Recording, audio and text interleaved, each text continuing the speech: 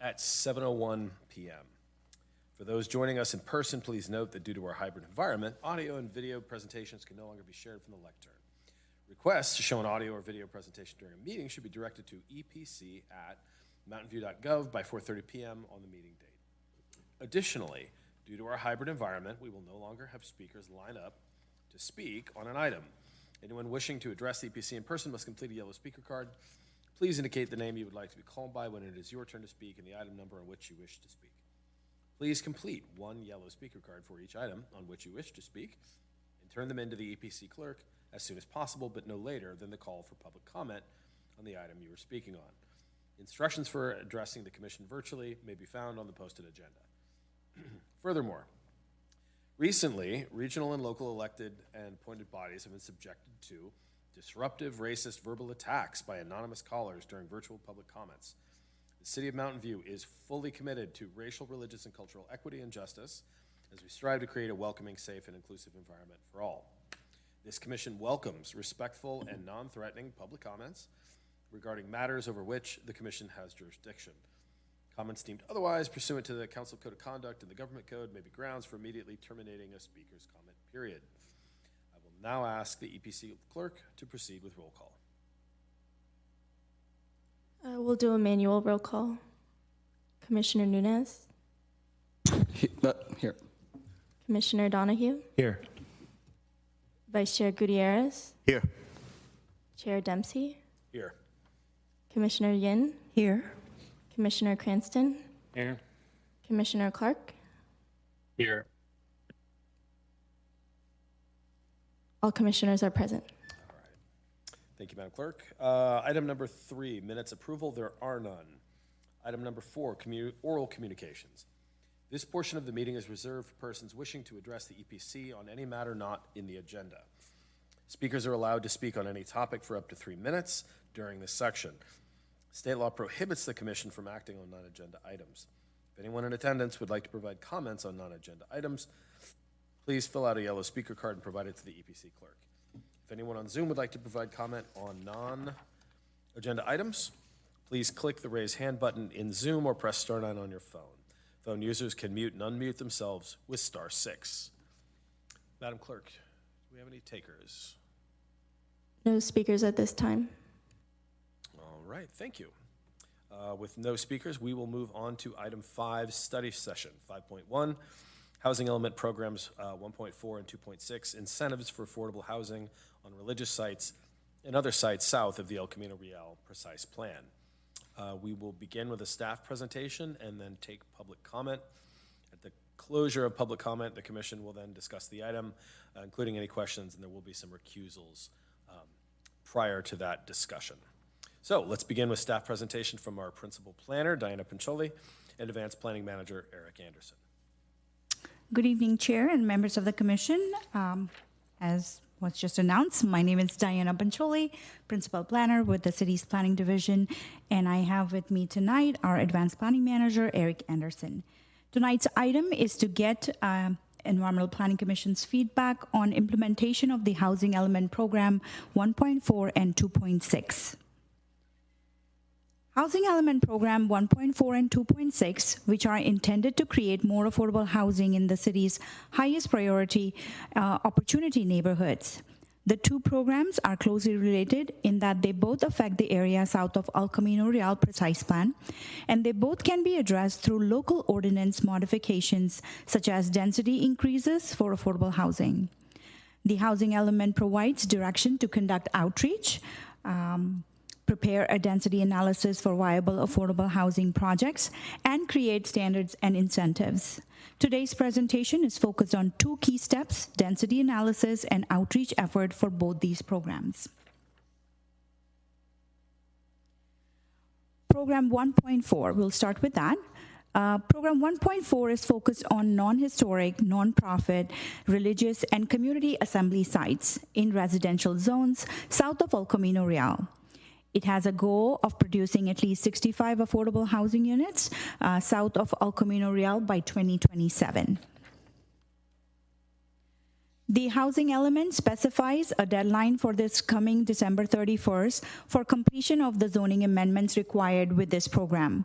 While amendments will not be ready by that date, much of the analysis needed for this program implementation has been completed and possible approaches have been identified for further direction from the decision makers.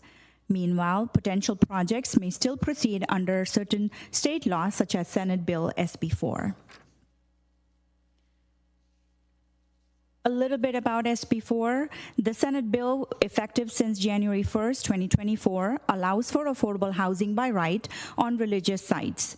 SB 4 applies to all religious sites in the city, while the particular focus of the Housing Element Program 1.4 is on the high resource areas south of El Camino Real, but provides affordable housing development rights that align with the objectives in the program.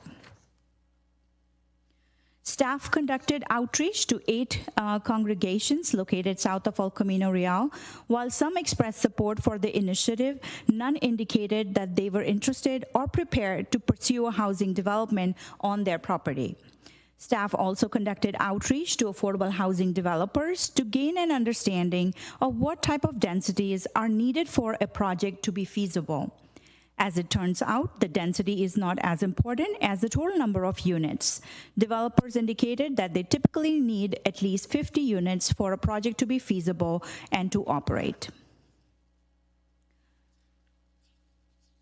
Based on the estimate of buildable area, there were 2 religious sites south of El Camino Real that could accommodate at least 65 units at the densities prescribed under SB 4, that is 30 dwelling units per acre, plus density bonus application. Each of these sites would accommodate the housing on proportions of the site with parking on open area that is underutilized. The remaining sites have fewer than half acre available on portions of the site not occupied by existing buildings. So the goal that we have for the program is 65 units, and as you can see, the unit yield that can be achieved on these 2 sites that have been identified. Neither of these 2 sites have proposed housing development on their property at this time, nor expressed interest in pursuing a new housing development. The use of the properties for religious and community assembly is allowed under the residential zoning, and there is no obligation to build housing at this time. Now, moving on to Program 2.6, it is focused on commercial properties south of El Camino Real and has a goal of producing at least 120 affordable units by 2027. The intent is to affirmatively further fair housing by improving access to affordable housing in the city's high opportunity neighborhoods. Like Program 1.4, the housing element specifies a deadline of this coming December 31st, 2024 for completion of the zoning amendments. As with that program, amendments will not be ready by the date, but much of the analysis to implement this program has been completed and possible approaches have been identified for further direction from the decision makers. Meanwhile, potential projects may still proceed under certain state laws, such as Senate Bill 35 and Assembly Bill 2011. Several recent state laws, including SB 35 and Assembly Bill 2011, allow residential development by right, subject to affordability and other requirements. Senate Bill 35 allows for streamlined by-right review of affordable housing developments, and Assembly Bill AB 2011 allows housing on commercially zoned properties, even if they are not zoned for residential use. Staff conducted outreach to the 5 groups of non-religious properties located south of El Camino Real. None indicated that they were interested or prepared to pursue housing on their properties. Based on the estimate of buildable area, there are 2 non-religious sites south of El Camino Real that could accommodate at least 50 units at the densities allowed under current zoning. Each of these sites would accommodate the housing on portions of the site with parking that is underutilized. Neither of these sites have proposed housing development on their properties nor expressed interest at this point of time. The use of the properties for their current use is allowed under existing zoning, and there is no obligation to build housing. This is strictly for just analysis purposes. Based on the analysis that was presented here and in the staff report, it is clear that the application of existing state laws and city code provisions to religious and non-religious sites would accommodate the number of units prescribed in the housing element for these two programs. However, the EPC and City Council may wish to take additional steps to allow more affordable housing in this area and to ensure the housing element goal is achieved. The staff report outlines 3 options for updating the densities, standards, and procedures for sites south of El Camino Real to provide additional approaches to achieving the objectives of these housing element programs beyond existing state law and city code provisions. The first approach would adopt standards pursuant to the state law. The second approach would implement the state-mandated density and existing density standards, but would explore other ways to relax some of the objective development standards to incentivize housing further. The third approach would aim to achieve higher intensity and density on specific sites, and there will be above the state-mandated thresholds to incentivize housing development above and beyond the targets in the housing element programs. This approach would focus on a few sites which have a higher potential of development based on the lot size and existing settings, but would require the greatest amount of staff resources as well compared to the other approaches.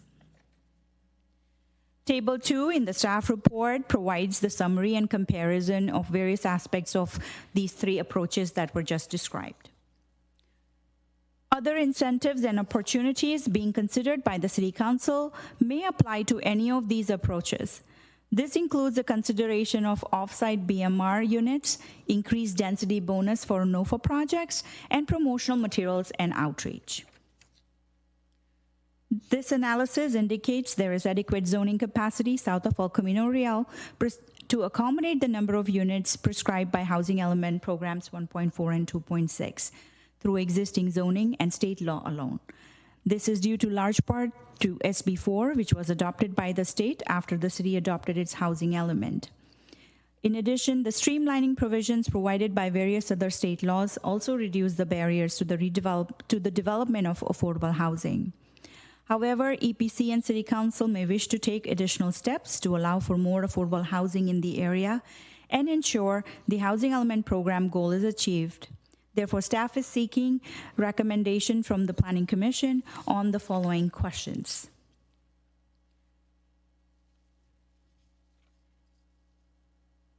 Following the EPC's recommendation tonight's study session, this analysis, along with the EPC recommendations, will be presented to the City Council at a study session tentatively scheduled for Q1 2025.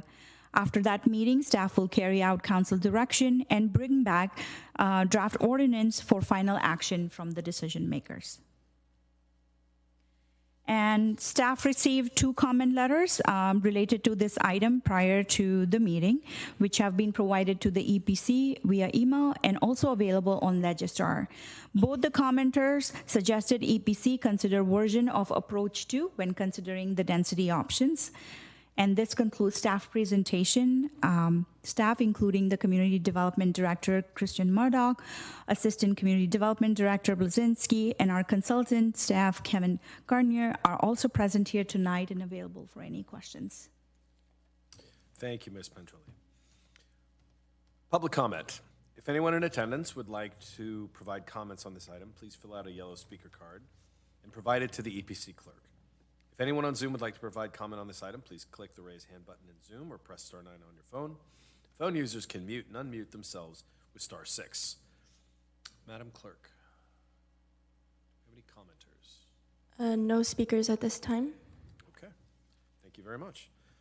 So at this stage, we will move to discussion, and that means we will segment the EPC discussion and deliberation into 2 parts, now beginning with Program 1.4. So, before we begin, could the commissioners with conflicts of interest related to Program 1.4 please make your recusal statements now? Commissioner Clark? Yes, I'm recusing myself from discussion of housing element program 1.4 due to the proximity of my personal residence to the religious and institutional sites. Thank you. Commissioner Yin. I too am recusing myself from discussion of the housing element 1.4 due to the proximity of my personal residence to the religious and institutional site. And I myself will also be recusing from discussion of this agenda item due to the proximity of my personal residence to the religious and institutional sites. That means after each question and at the end of the meeting, the vice chair will summarize majority comments and sentiment. The vice chair shall also ask for staff confirmation of summary. I will now turn the chair of this meeting over to my friend and vice chair, Commissioner Gutierrez. Thank you. We'll wait for you all to vacate.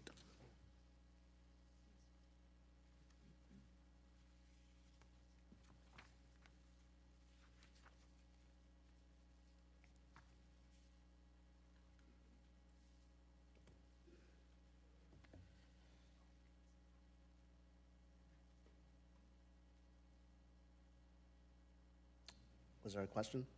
No, okay, just wondering. So let's start first with, right here it says that they would like to have both questions and discussion. So my question for you all, commissioners, is are you comfortable with that, or would you rather do discussion first and then questions? Because there's so few of us, that's why. I figure we could probably do both at the same time if it's possible, but if you all feel comfortable with another approach, I'm open to it, that's fine. Questions first. Okay, so let's do that. We'll go with our approach of asking questions, and then we'll go with the discussions. So if any commissioner would have questions, please let us know.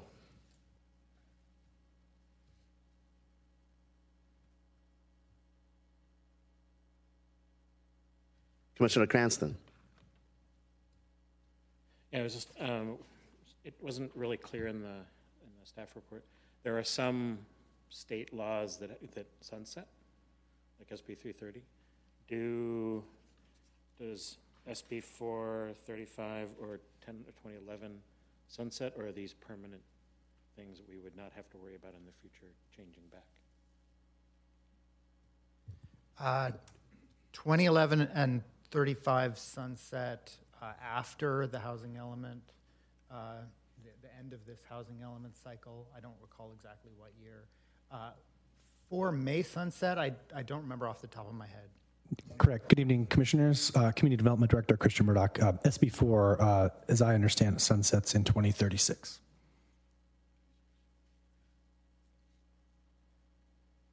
I guess a related question. So if the approach one that's being proposed is that we would actually basically adopt what's in those provisions so they would be there even if the legislation sunset later?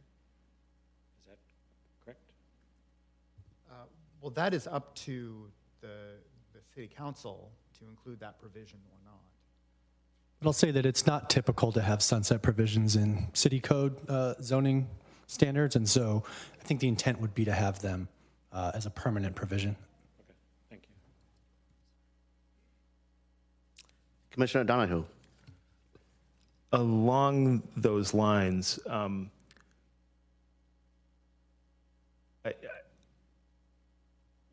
why do we have to update the city code at all if this, because the state law should kind of preempt that anyway. So what's the difference between kind of like doing nothing? I'm not proposing doing nothing. I want to explore this. If we do nothing versus option one. Okay. So yeah, the primary benefit of including this language in our local ordinance, even though, as you say, we are superseded by state law and would be required to comply with it anyway, is really for a purpose of clarity and transparency. There are a lot of cases where developers or property owners may look only at a city code for what they can do and wouldn't be aware of what opportunities there are in state law. Okay, and it would have the additional benefit of being, presumably being permanent. So, okay, Exactly. Those things together. Okay. My other question is that the deadline is the end of this year, and I mean, that was kind of addressed in the presentation, but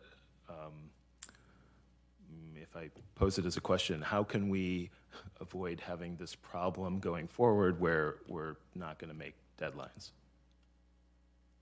Yeah, that's an excellent question that we're asking ourselves practically every day.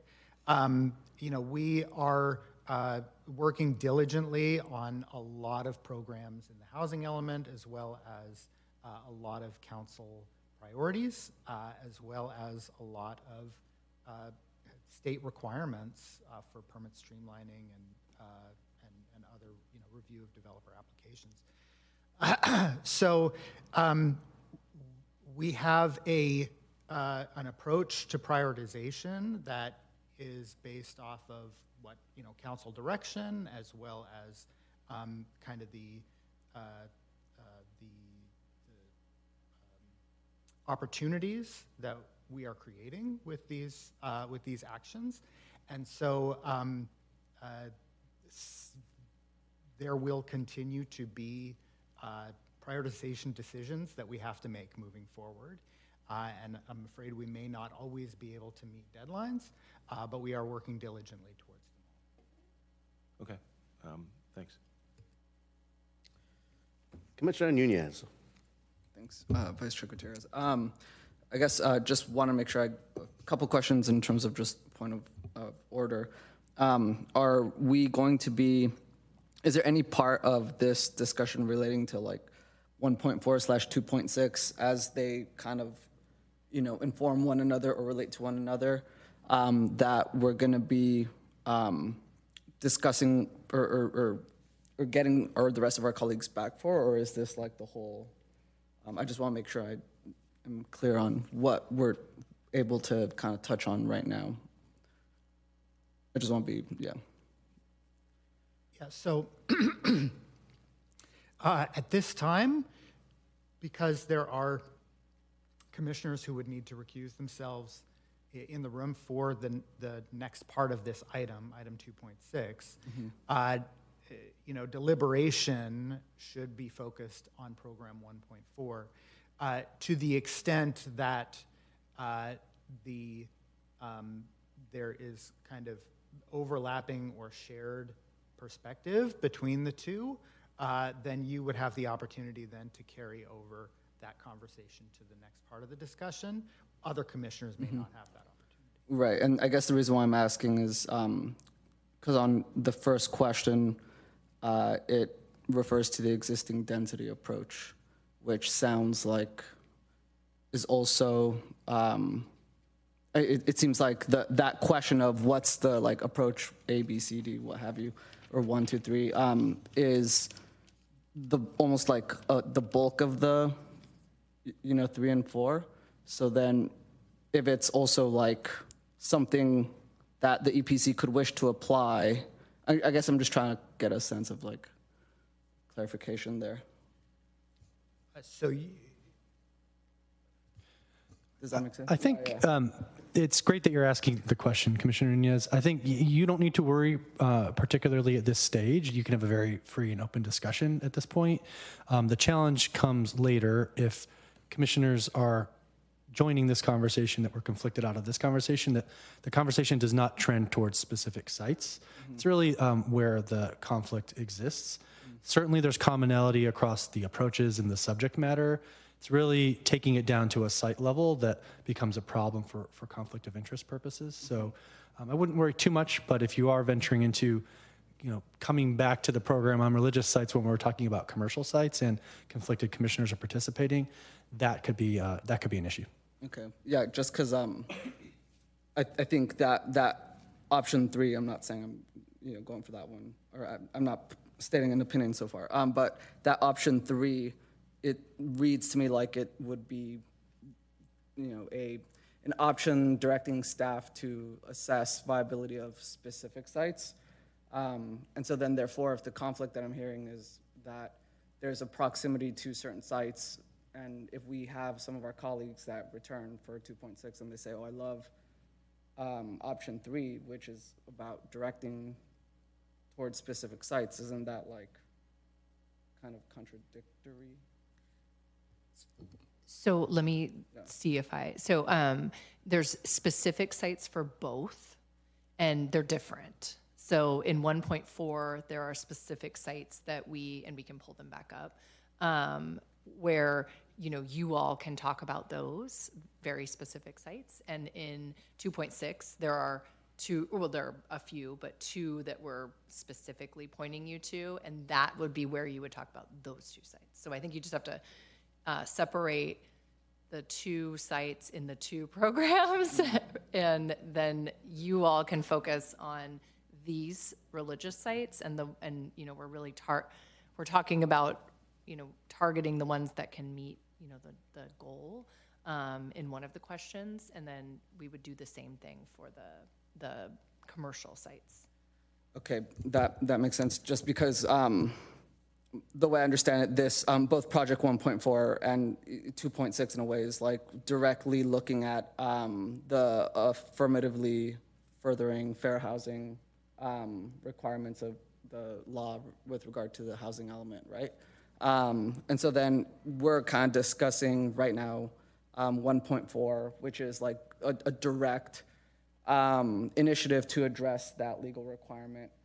And then, when our colleagues come back, we're also looking at that exact same, like at the higher level, we're all discussing the AFFH requirement. And so, yeah, I just wanted to make sure I was clear on that. And I'm gonna just trust and kind of like trust that there's smarter people here who can catch me when I'm falling down. So yeah, I guess in terms of the questions I have, I guess like in terms of some of the challenges in getting responses, when I guess like can we get a little bit more of like a characterization of the kinds of conversations? Did people seem like they had known about it before? Were they saying maybe but not right now?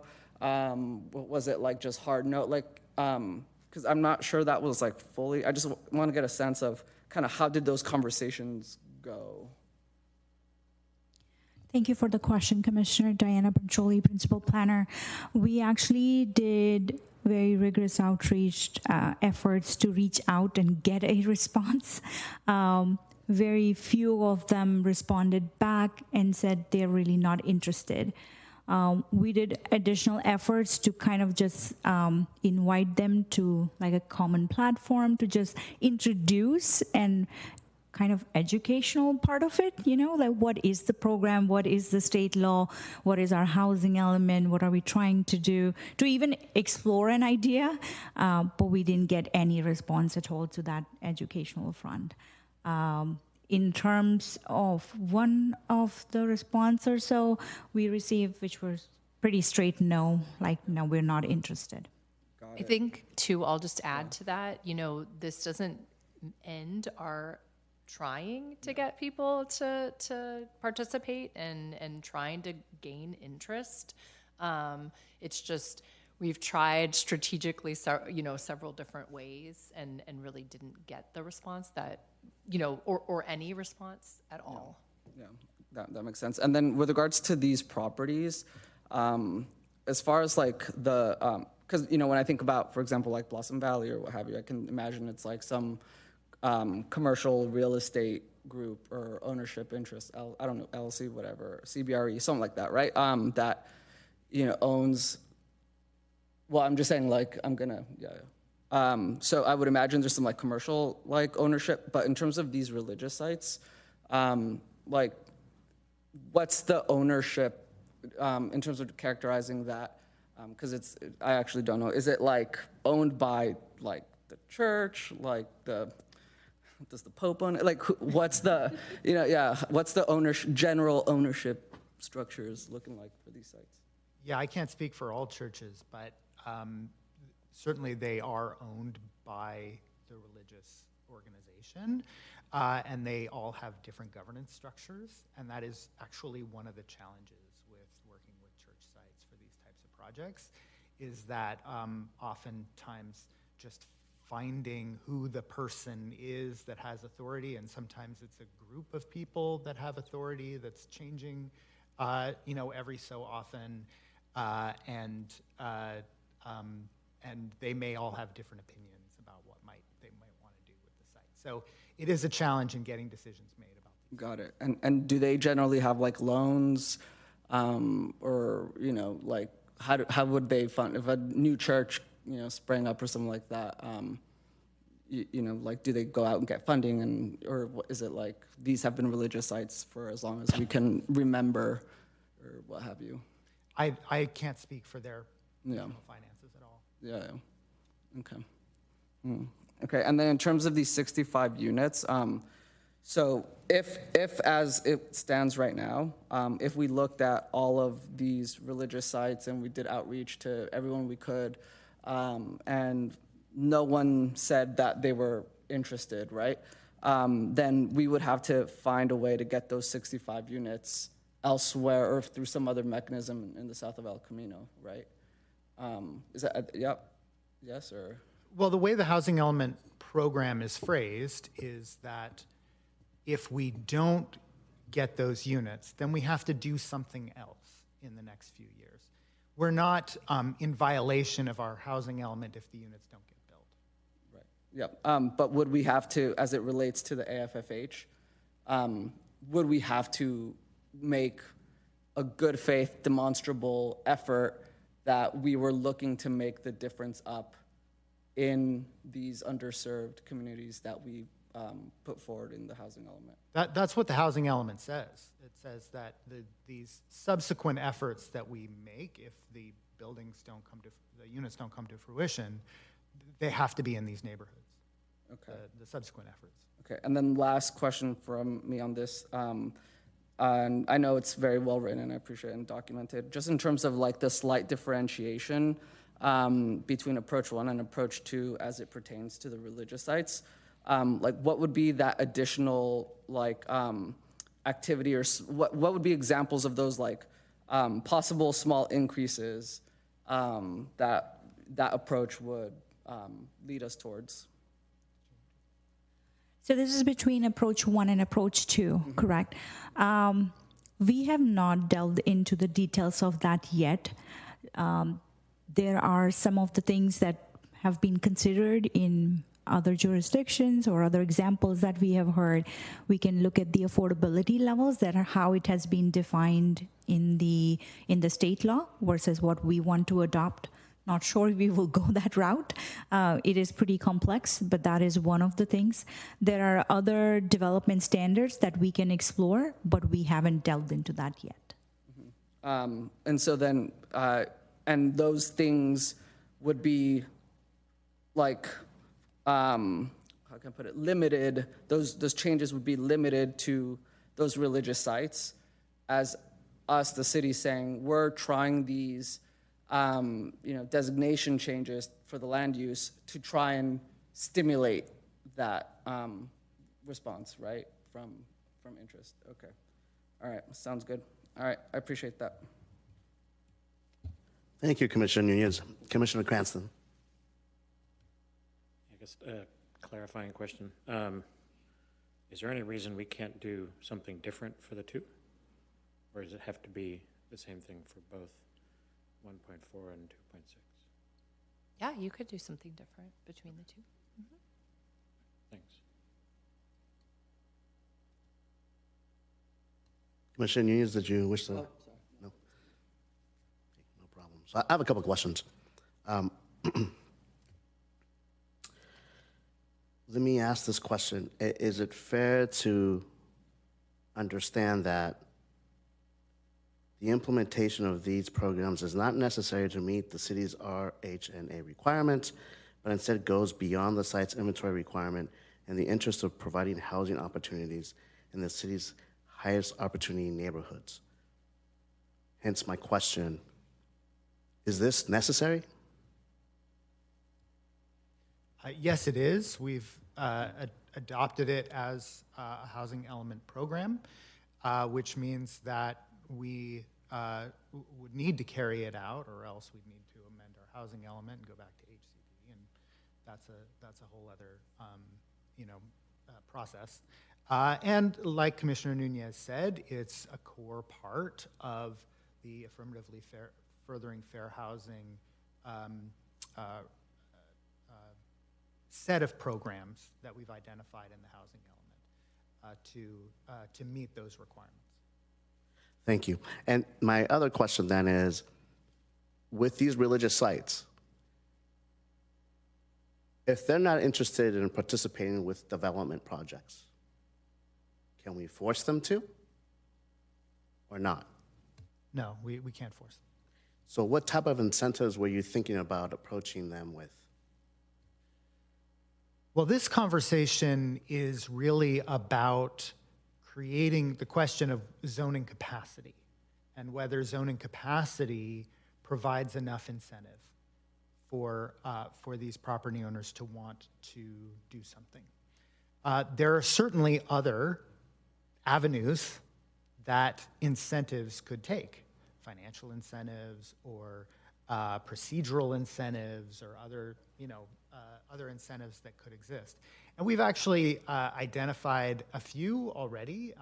There's one that Council indicated support for last year, and I believe the Housing Department is bringing forward some code amendments to implement, where market rate developers can have an agreement with the property owner south of El Camino, where presumably there'd be some financial incentive involved, to provide affordable housing on that site to further fair housing and meet the market rate developers' BMR requirements. And so that is an example of a financial incentive that really isn't part of this conversation, which is focused primarily on zoning capacity.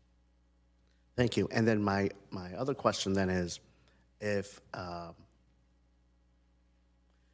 one of the religious sites, for example, would say, yes, I'm interested in trying to go with this approach and further the housing cause of the city, what options are they left with then for servicing their community?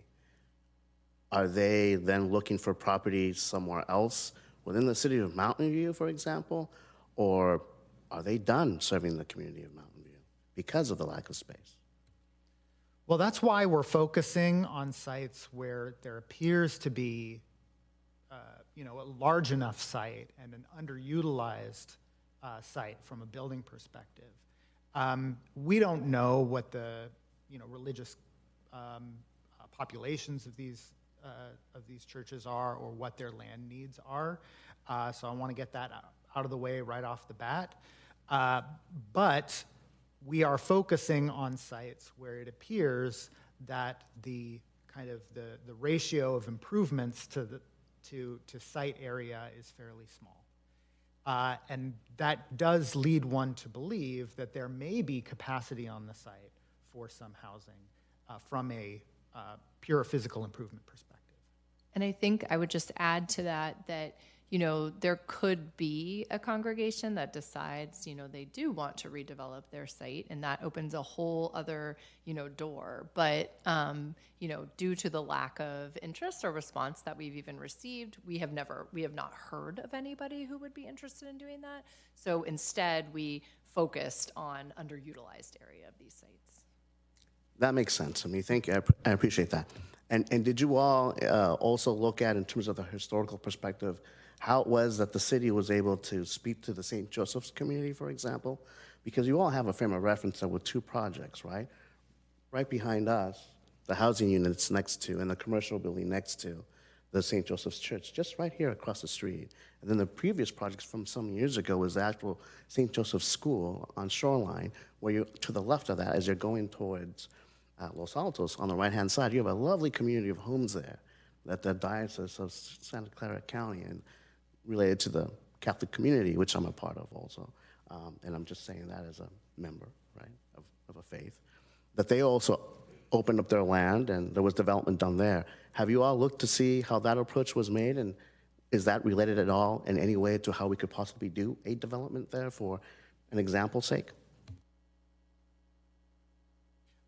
No, we didn't look into that history, although I will say that those projects are market rate projects. So presume that there's some significant amount of value that comes from the residential development that you're talking about, which is a row house development, and the office building that you're talking about. So there may be a different kind of conversation happening there that we would have to, that may be an apples and oranges comparison with what we're trying to do with affordable housing. But I think what I would like to add is that we did look at outside Mountain View in other jurisdictions, if there are any, affordable housing developers who are working with a religious site, and what are the terms of negotiations, what are really the incentives that they're trying to use to encourage housing and make that project viable. Great. And then my final question is, if a recommendation in the end, or just the ideas that are put forth for you to share with and ponder with City Council and the other folks, if it doesn't really move the needle, we're already showing a good faith effort to try and do an adjustment to our set commitment within the RHNA. Outside of that, though, besides this, is that where we meet our commitment, or is there something else that needs to be done?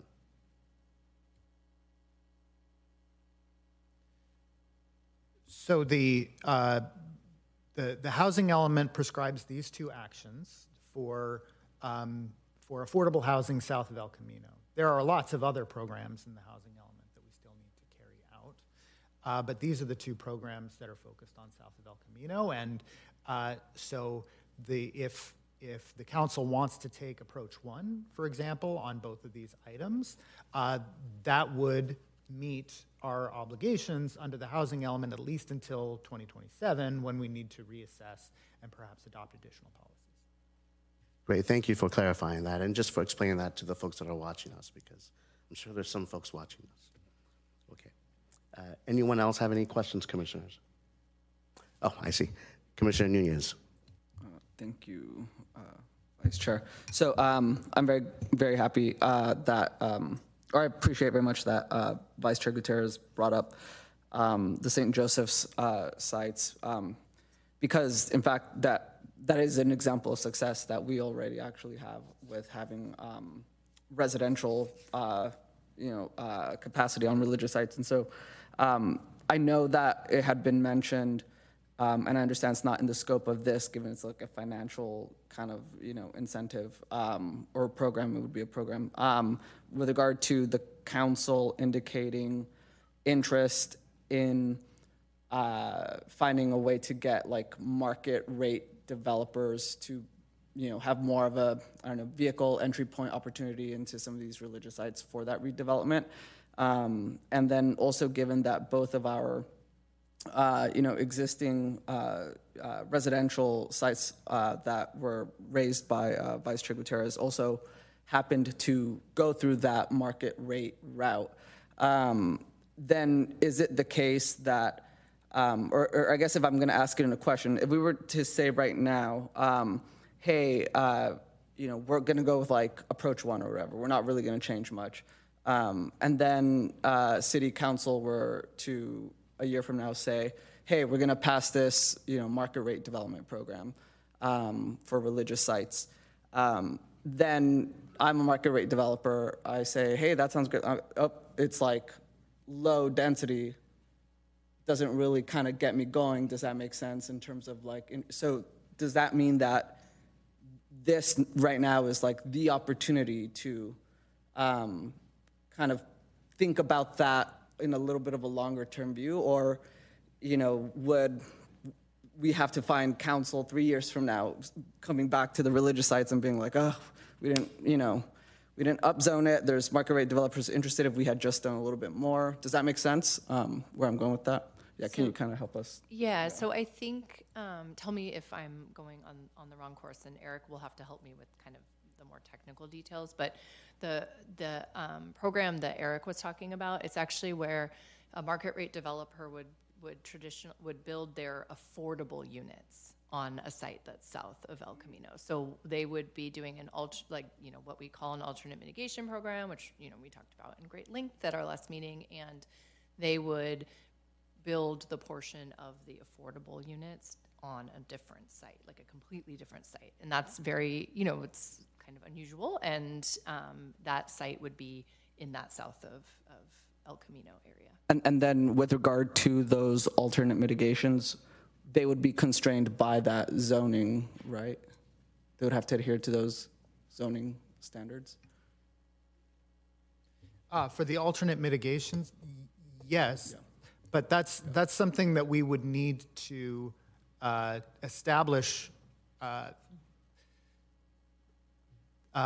There are details of the alternate mitigation program that I am not 100% aware of. And so that is something that may be anticipated in that program. Right. Yeah, because it sounds like if we literally just do nothing, which could be fine. I'm not, I mean that, right? If we just didn't make a change, I'll put it that way. If we didn't change anything, and then 6 years from now, there was a developer wanting to use that site, as in this scenario, as an alternate mitigation site, they would be working with these same standards. Yes? I think that's what you should assume for now, in the absence of further policy direction to create a specific approach to those offsite BMR units being constructed, some alternative standards or review and approval process. You should assume they would have to follow whatever process would apply to development of that site, regardless of whether it's the offsite BMR through this new process or just a housing project. Perfect. So then the way that sounds to me is that option 2, just even that plus approach, staff's direction to go look at these religious sites and just find, kind of opportunistic modifications to the zoning to incentivize a little bit more. Even if this market rate situation had never been brought up, if we weren't discussing it right now, then that, if staff went with approach 2, conceivably that could open up a little bit more flexibility in such a future scenario. Is that safe to say? I think that's right. And I think I conceptualize this as we're talking about development standards and process tonight. Really what we're talking about with that other program is setting different economic conditions that would make the housing development more viable, create an incentive for a market rate developer to connect with a religious site owner to come to terms to allow construction of affordable housing. So I think they're addressing different aspects of the situation. Yes. I think based on your comment, I think I get that part. Yeah. And I think I would just add that, I think the reason that, we are approaching this in this way with kind of these multiple approaches, like maybe there's just the one that is allowed currently, and then there's one that maybe we look at certain, we see some possibilities for a little extra. But I think the thing to remember too is that these religious sites are in R1 zoning districts. So they are surrounded, predominantly by single family homes.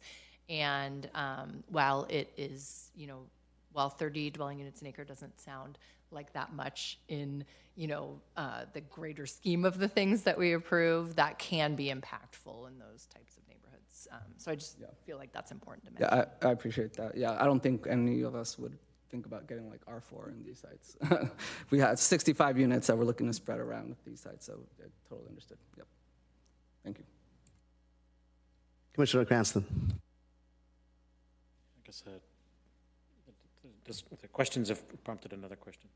So the way I read the staff report, SB4 allows by right up to 10 units on a property. Is that correct? No, SB4 allows what's in approach 1, so 30 dwelling units an acre or existing zoning. I think you're thinking of 684, which allows up to 10. But that's on different sites. I thought there was something in the staff report that said a limit of 10. So my question actually was, I know you're focusing on these big sites, but I guess one of the things that I was struck by, you said it was in San Mateo County, where they did a small thing. To some extent, I looked at even these smaller sites as, what if they wanted to do essentially ADUs for the church, okay? On a smaller site, okay? So there's this additional capacity here, and in my head, 10 was a threshold, and a couple of these units, a couple of these properties could potentially under SB4 do 12 or 14 units. And so by our changes, would it allow them to do those? So if one of them wanted to add 10 units in the back for people in the church they wanted to help out, could they do that if we followed the line, if we were consistent with this before or not? I thought I remembered a 10 unit. So the relevance of 10 units under SB4 relates to prevailing wage requirements, and so it can have a meaningful impact on the costs of a project. 9 or fewer units would not be subject to prevailing wage under SB4. I thought it said more than 10, so it's actually 9 or less? More than 10, you may be correct. Yeah, you're correct. So more than 10 units. So 10 or fewer would not be subject to prevailing wage. Okay. And then something like, one of the things I was struck by was most of these folks have no clue as to even what they would need to do.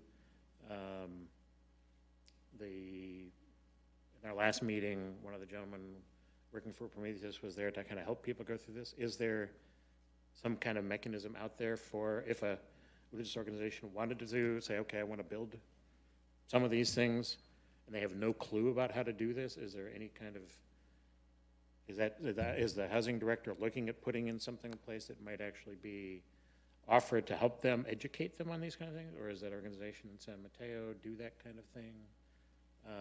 I think the issue of housing development generally is very complex, and typically non-professionals aren't very successful in the endeavor.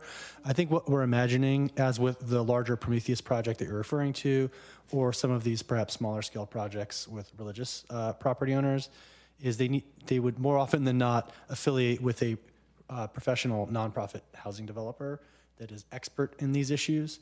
It would be very difficult, I think, for just a church on its own to undertake such a project without having that kind of expert assistance.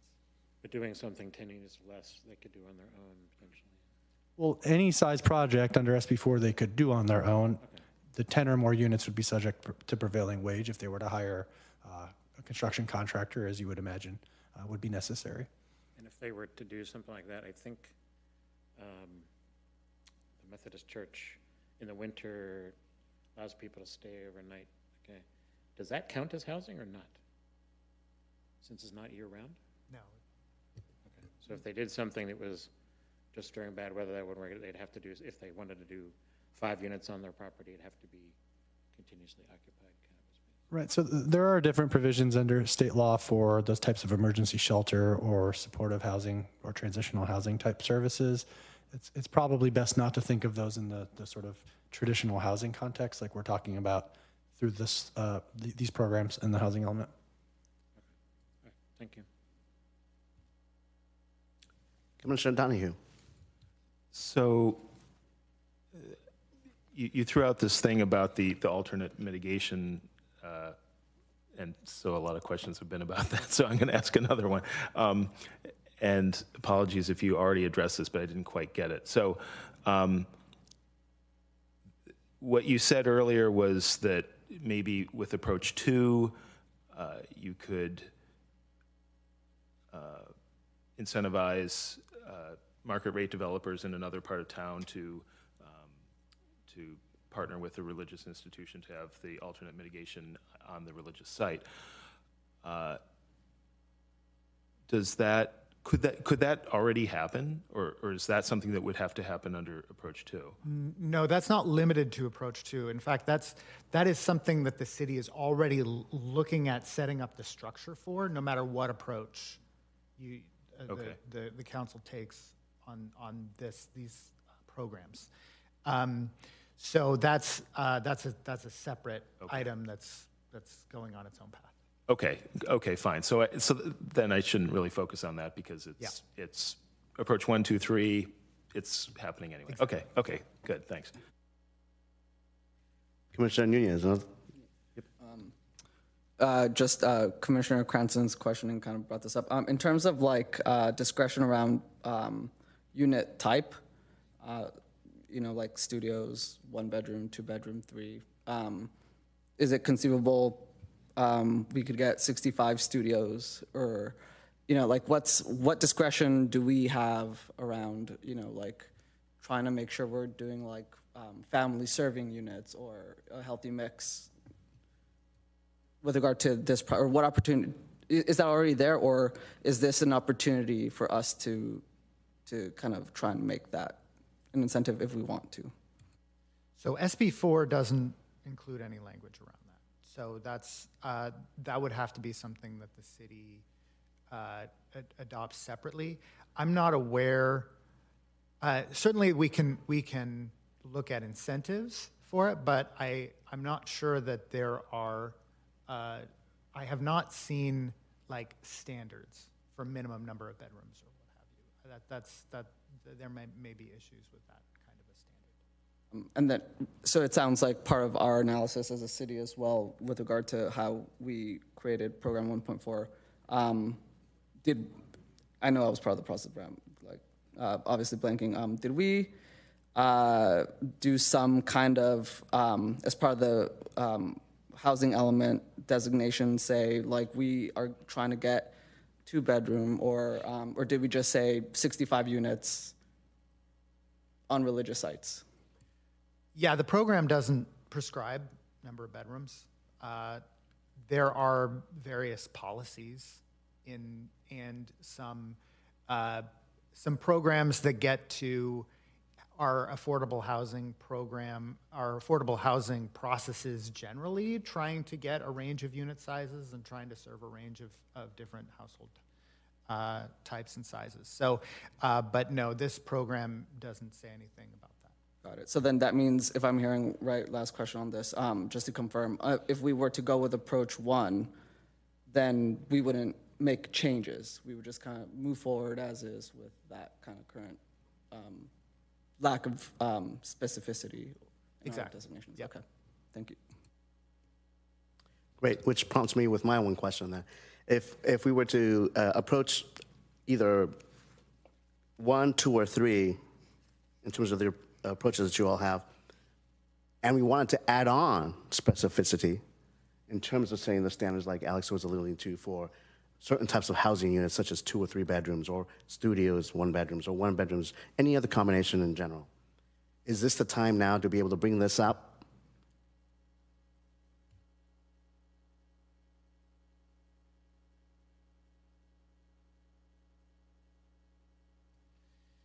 I think one consideration, I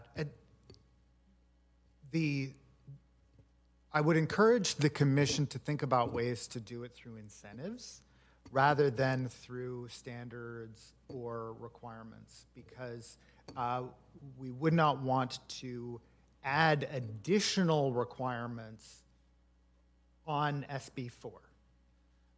So it would have to be structured in terms of an incentive. I think too, if you look at that as an incentive, or if you build in that if you build these size units, then maybe you get more density or something, a lot of that can be waived too. So it's really tricky. And then you also don't want to de-incentivize housing units by making then that more restrictive because it's more expensive to build. So I guess, those are just some thoughts to think about. Thank you. Commissioner Nunez? I appreciate that. Yeah, in terms of the, because I hear what you're saying, Mr. Anderson, totally agree. Hey, we want to like incentivize this, right? And, as part of this role, right? I mean, like the city council is doing things. They are, we are like, serve a tributary to the council, right? We all should be informed of what they're doing, and we should, take that into account in our thinking and processing of these issues, even if we're not voting on these issues, even if we're not like, gonna make policy changes on, any other number of things, but, we are talking about what is happening here. What I also want to, in terms of my thinking, just want to make sure that we're not creating a scenario where we are limiting the future or having to revisit things in the future. And so when it comes to, yes, definitely not, going with standards, the only thing I kind of, would like to have some considerations about as well is our alternate mitigation, I think, and we saw this on in the last meeting, the alternate mitigation calls for a similar mix of units. So yeah, we're not talking about alternate mitigation right now, but I know that it's in the air. I know it's a possibility. So like if I'm doing a good faith, like, steward job that I can, and if that entails that I would want all opportunities for these units to get built, whether it's through a SB4 project or some alternate mitigation from a market rate development project, then, what are the limitations there? For example, if the zoning, isn't allowing for the kind of, mix that would make an alternate mitigation from some market rate development viable in the future, then that's not a site that's available in reality for an alternate mitigation. Or at least there's a conflict there between what the BMR standards say is the requirement versus what is, allowed from a land use designation on these religious sites. So it's not really a question, but it's just something that I'm gonna throw out there for some, mixing it up into conscious juices or whatever. Okay, so if we have no further questions, I believe it's probably the time to go into discussion, unless any of you have one last question. Okay, so let's move on to discussion. Who would like to start?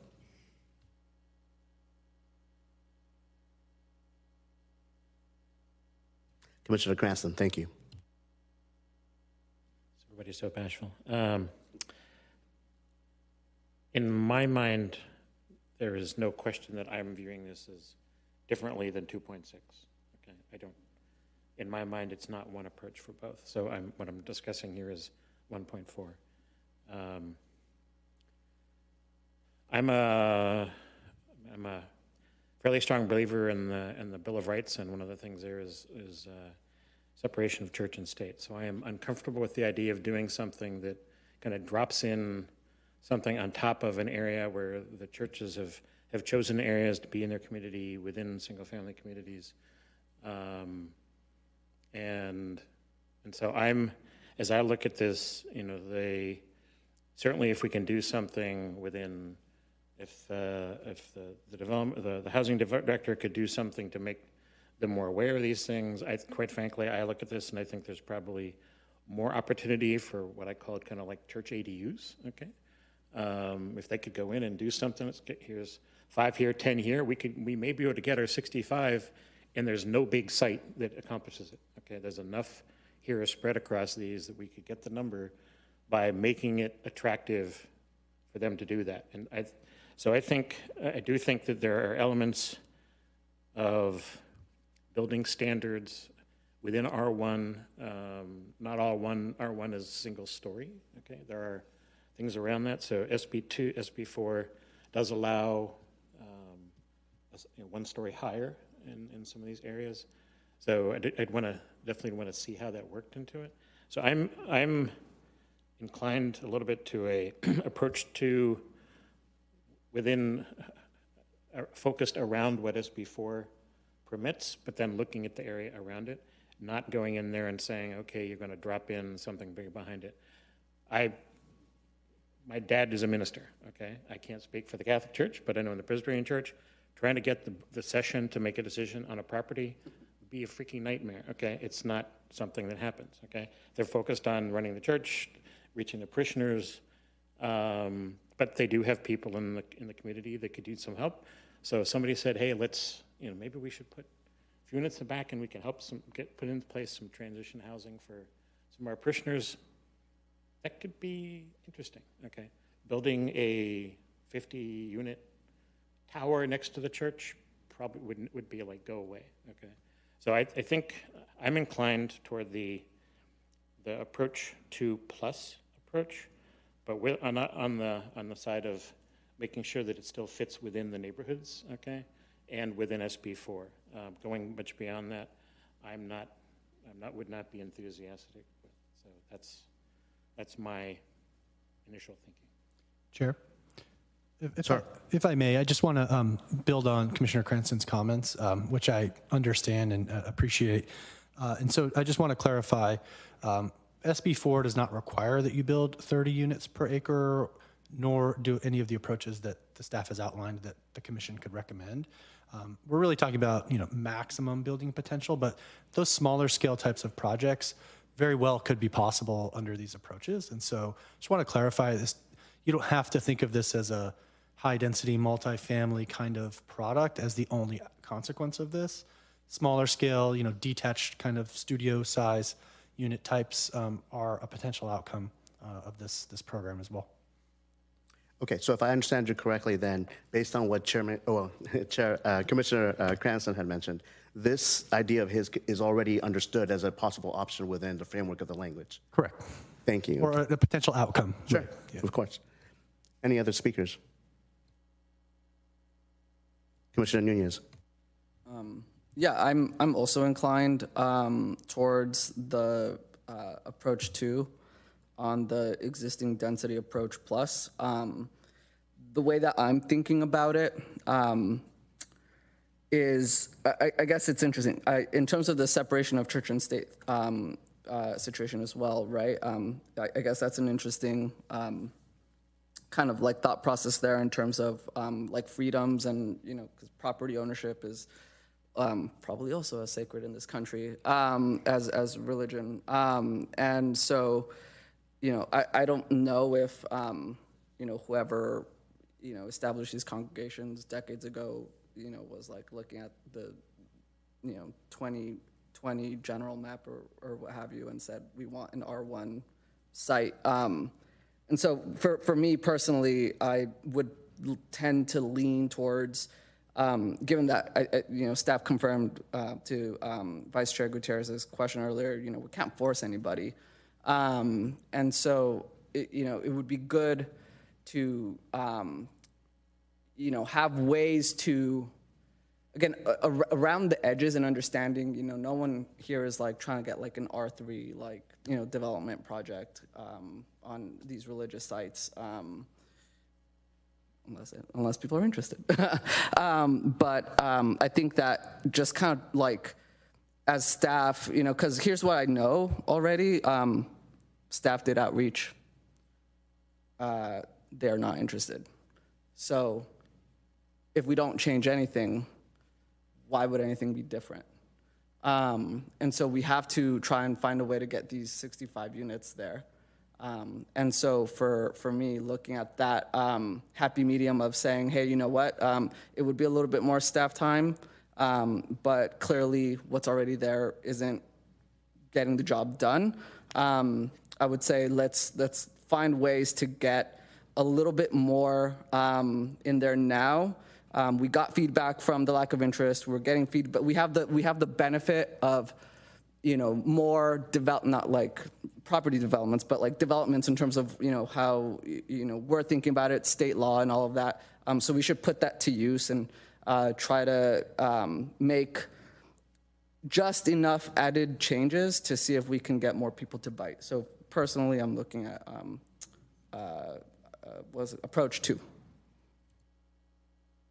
Thank you, Commissioner Nunez. Commissioner Donahue. Yeah, I think that when the staff did the outreach, it's possible that they didn't even know that this was an option. Staff says, hey, you can do this, and then they not really interested, but they don't fully understand the implications and how it works. And with further education, maybe they would come around and be interested. So, and run it up the flagpole to the session or the diocese or whoever controls their the actual property decisions. I mean, I think that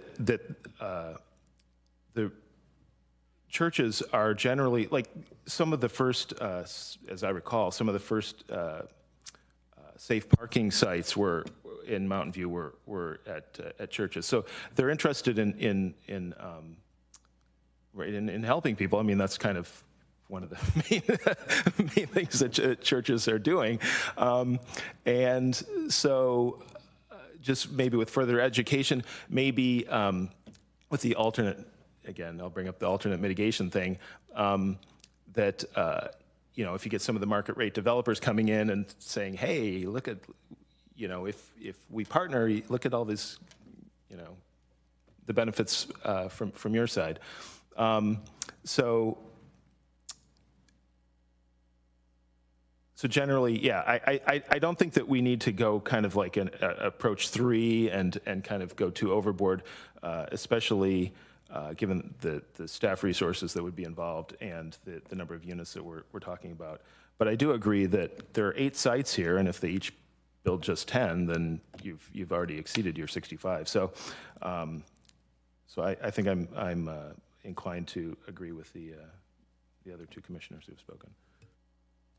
Commissioner Donahue, so just to clarify, so you're comfortable with approach 2? Sure. Any other comments from the commissioners? Okay, so in terms of my perspective, I appreciate the outreach you've made and the presentation. Thank you very much for your time and efforts. These things can be a challenge, and when you look at the lack of response, I think you can see the interest there is genuine from their end, that there is no interest.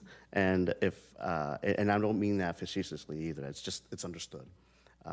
I applaud the efforts because we're trying to do something here, but it's also a bigger picture issue, right? In terms of the laws that went into effect in the creation of our city, right? Which were not very favorable towards minority communities in the first place. And we all can admit to that. There's no litigation here. But at the same time, trying to correct that type of wrong in fulfilling a housing requirement, a housing element requirement, that's a tough ask.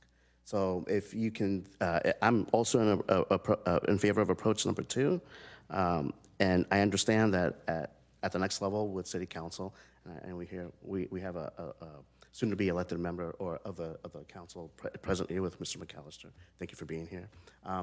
They can take up this discussion, but similar to Commissioner Cranston, I don't feel too comfortable with saying to an organized religion or a facility of worship, you have to do this, right? That doesn't seem right to me.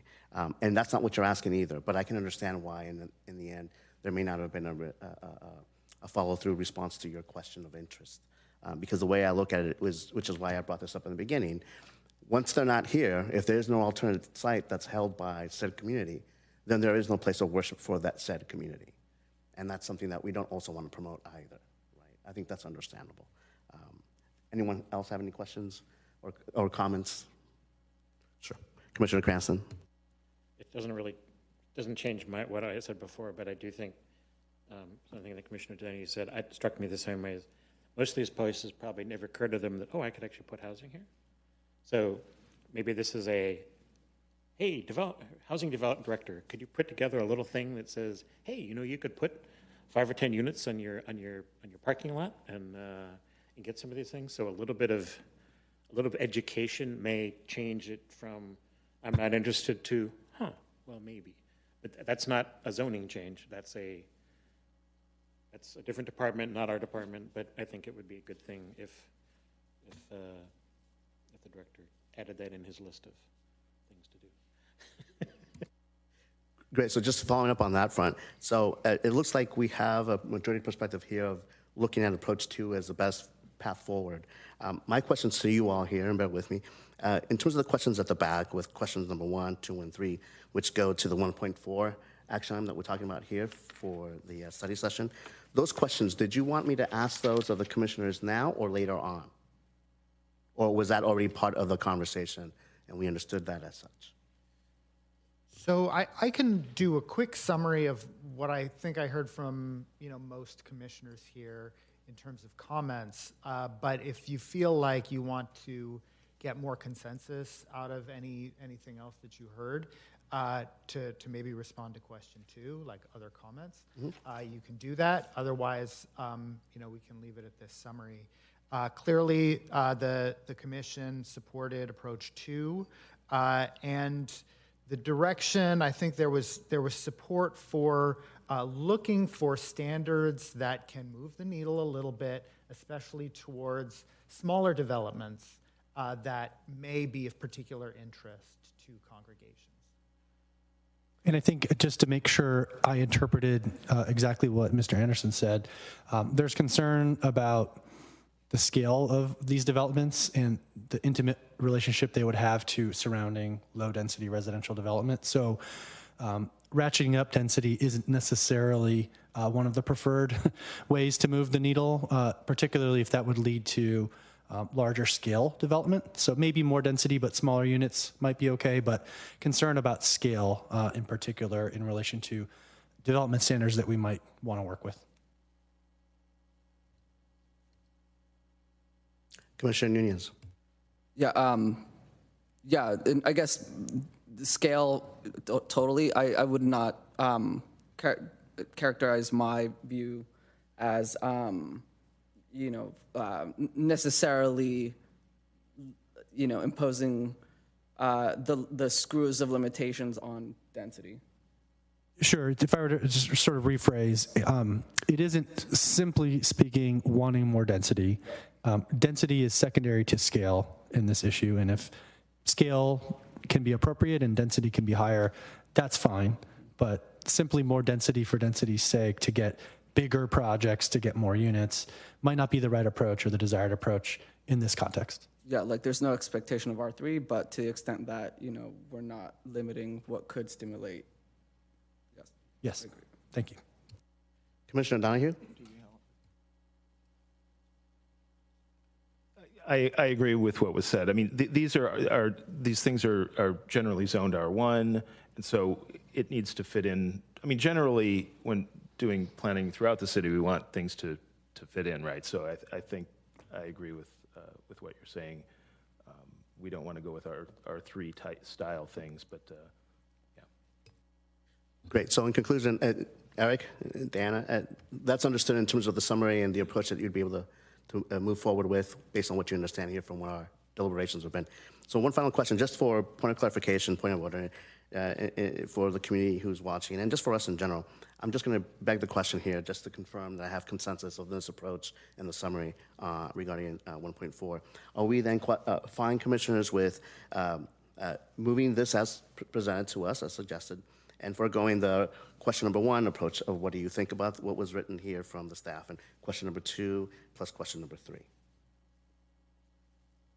Just the first 2 questions. Just the first 2 questions? Okay. Because the third question is about 2.6. Oh, that's right. That's right. So in terms of question number 1 and question number 2, no further discussions on those points? Commissioner Nunez? Yep. So I'll just clarify for myself in terms of question number 1, which is 2 questions in one. For that first part, does the EPC wish to apply the existing density approach? Mine would be no, and if not, what were the higher density approaches discussed in the report? My answer is approach 2, so far as that enables that. And then the last part, and I don't know if there's any consensus on this, I do have some kind of like concern around the kind of like unit mix type. I don't know that there's like a fix or a resolution to that, but just in terms of like additional feedback, to staff or to whoever is listening out there, market rate people, whoever, it'd be nice to not just get like 65 studios out of this program. So Chair, it would help to just explore if that's a majority position of the commissioners. And if it is, I think we understand that we should strive to create an approach that incentivizes a variety of unit types so that single people, families, and so forth, there's a variety of housing options to meet a variety of housing needs. Thank you, sir. So having said that and having heard Alex's ideas, Commissioner Donahue and Cranston, what say you? Commissioner Cranston. That would be a wish list item. I don't necessarily view it as a requirement. My thinking is the SB4 allows 1-story difference between the spaces, which is already could allow some effectively increased density, but I believe that we have some of our development standards may require more setback than may be necessary in something like this. And so in my thinking, if we were going to look at things like, looking at some of the objective standards, it would be on things like that to say, okay, if you did want to do that, do you have to have a 15-foot setback on something like that? That would be more what I'd be expecting staff to look at. I'm not recommending that as a specific change, but looking at some of those things on the objective standards that might make it a little easier. Because that SB4 specifically had and you have to meet all the objective standards, and so I started going through in my head some of those objective standards and saying, well, maybe we could be soft on some of those to make it more attractive. So I'm not necessarily of the mindset that if you came back with something that made it attractive to have more family units, cool. But I view that as when I looked at approach 2, it was more the objective standards to make it more feasible to get within the space that's available. That was more my expectation of what you would look at. Right, and I think it's a challenge in this context because in most cases, these SB4 projects, if they qualify for SB4, would be entitled to state density bonus as well, and then waiving development standards and so forth. So the challenge is trying to create incentives that get them to create the right type of project without exercising waivers and concessions that would undermine the intent and the desired outcome of the kinds of projects that the commission's discussed tonight. So it's a challenge. We will do our best and think creatively about that. Thank you for that. Thank you, Commissioner Cranston. I agree with you as well, just for the record. So, Commissioner Donahue? Yeah, I agree. I don't think that we should require 3-bedroom units and things like that, because that will actually probably increase the scale of things, which is, as we discussed, not necessarily the primary goal here. So, thank you, sir. Eric, team, I think we have our consensus. Okay, right on, spot on. So, having said that, I believe we're now moving on to 2.6, if I understand this correctly, and we'll have some commissioners coming back. Yeah, and we'll also have one commissioner who'll be recusing from participation in this. Great. Commissioners, if you're eligible to come back, please come on back.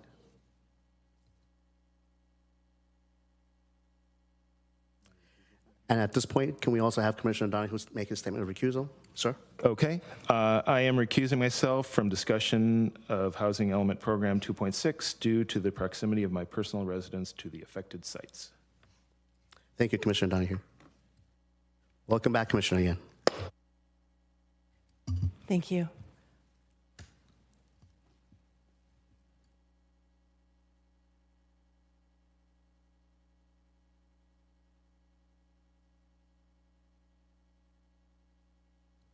Commissioner Yen?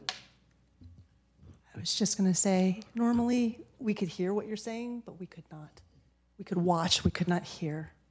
So that's all. That's great to know. That's great to know. Okay, so let's move on with questions for, I believe it's 2.6. Yes, Commissioner, she's still recused. Yeah. And let's see here. Let's look at the notes. No, I believe Chris has rejoined as well, correct? Yep, okay, great. Yes, I'm here. Great, thank you, Chris. Commissioners, any questions?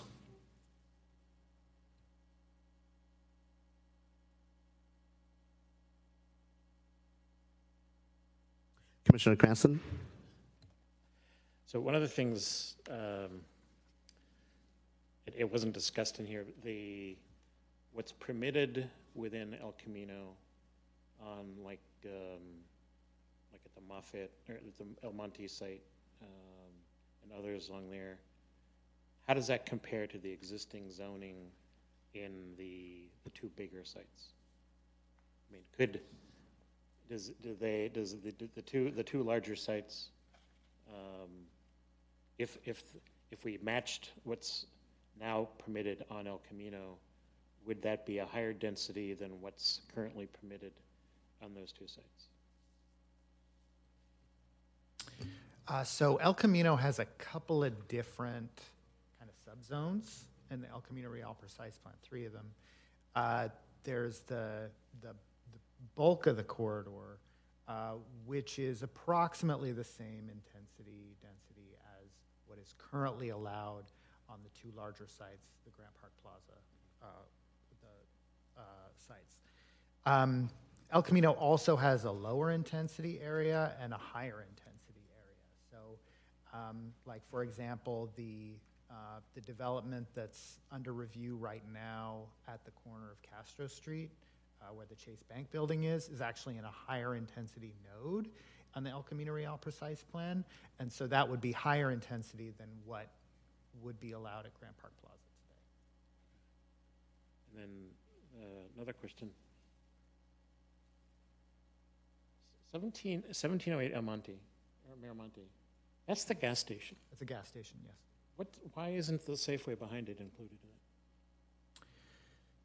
So we made a determination in the housing element process that the Safeway site was both too intensively developed as well as too recently developed to, or improved to be a likely development site under the expectations and the criteria that we established for our housing element sites inventory. So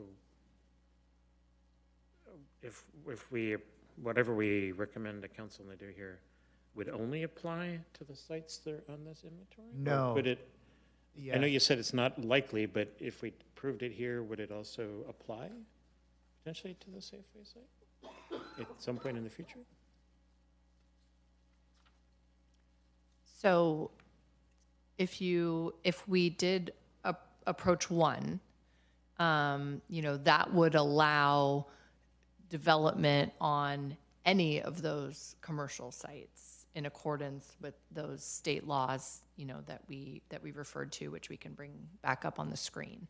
It doesn't limit it to just these sites. These are just the sites that we focused on, that if you wanted to use approach 3, are probably the best suited sites. And approach 2 takes, the existing state law that allows for those types of development on those properties, and potentially increases or changes what is allowed. So under approach 1 and 2, you would target any, commercial site that's south of El Camino. And approach 3, could you put that into this table? Yeah, you could. I think, Eric described why we didn't put it into the table. I just want to make sure I'm understanding what we recommend here, how it affects beyond this. So you're saying is if we adopted approach 1 or 2, it would also apply to other sites that aren't shown here, such as the Safeway site. I can't think of. Yes, we would take the AB. Do you think you could go to that slide? It would take, what is allowed under AB 2011. Or I'm just not sure I'm saying the right one, which is why I'm letting Diana. 2011, or I think it was SB 35 on that one, and that would be allowed for any site that was eligible. And so the eligible sites under those bills go beyond, they're just commercial sites or other sites that are non-residential sites. So it includes any site that is zoned non-residential in those areas. Yeah, and just to clarify, AB 2011 applies to commercial sites, whether residential is allowed or not. SB 35 needs to be on a site that already allows residential. The Safeway site does already allow residential pursuant to the general plan and the Village Center development standards that we adopted back in 2023. Under either of those laws, the Safeway site could proceed. There are some other commercial sites south of El Camino where residential is not allowed, and they could only proceed under AB 2011. And the last question, the site to the north of the two large sites where the health club is that part of El Camino Precise Plan, or is that south of El Camino? No, where the health club is, the northernmost site in that 3-site Grant Park Plaza Center area is not in the El Camino Precise Plan. It was not included in the housing element sites inventory for similar reasons as the Safeway site. Just too recent development activity, too intensively developed, too many buildings. Okay. Thanks. Commissioner Yin. Thank you. When you guys talk about relaxing development standards, how is that different from some of the waivers and concessions that the state laws already allow for providing affordable housing?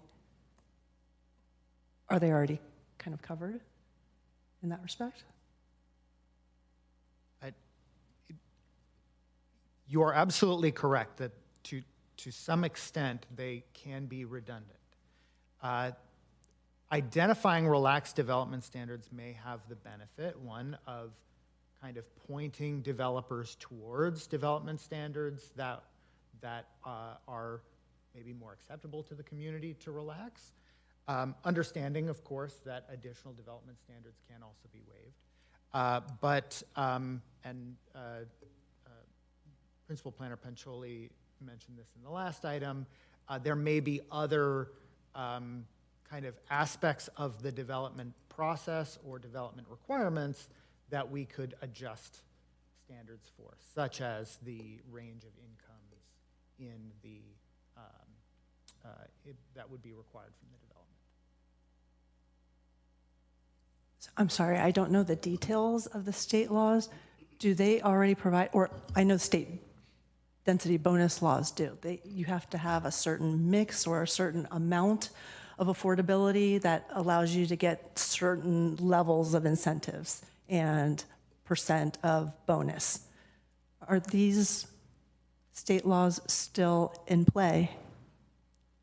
Yeah, so AB 20, all three of the state laws that we've talked about, SB 4, AB 2011, and SB 35, do have minimum requirements for the number of lower income units. And I think there's a certain number of, 20% can be moderate or something like that. I don't know the numbers exactly. But it does prescribe the minimum requirements for affordability. And one way to relax requirements may be to relax some of those affordability requirements. So by going with relaxed development standards, we may be relaxing the affordability that we might get for the same loss of development standards. That is just one option for relaxing the standards to further incentivize these types of developments. We can continue to look at other options that the city may be interested in, and the kind of policy goals that are articulated by the council, by the EPC and council, can help guide us in that direction. Okay, thank you. Sorry, one other question, if it's okay. Has there been any interest from any other property owners in wanting to develop? Since that's an issue with, some of the other sites. Has someone come forward saying, I'd love to develop, I have this land and I'd like to do it? No, we haven't heard any interest. Okay. Oh, and part B of that is, given the challenges that were listed in the staff report for interest, were any of the reasons just because they didn't have technical know-how, or was it in conjunction with the fact that they already have a thriving business and don't want to do anything at this point? Well, we did a couple of layers of outreach just to reach out to say, hi, we're just starting with this. We would love to talk to you about this. We didn't get any interest. Then we had another level where we wanted to just educate people. We thought, that this would be our opportunity. We didn't have any interest for affordable housing development from any of the property owners either. Okay.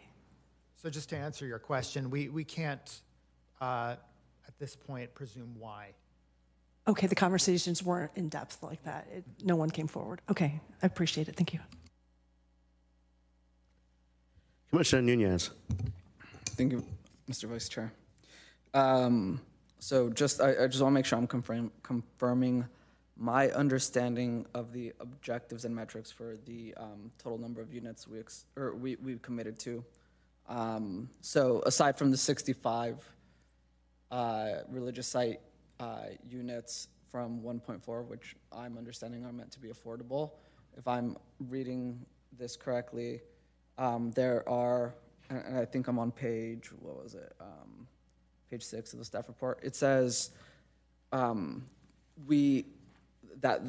bold bullet point, the last sentence of that says, the incentives in zoning will target the development and expectation of at least 100 additional affordable units. So is that 100 affordable units in the south of El Camino pertinent to program 2.6 and 65, so that's 165 total?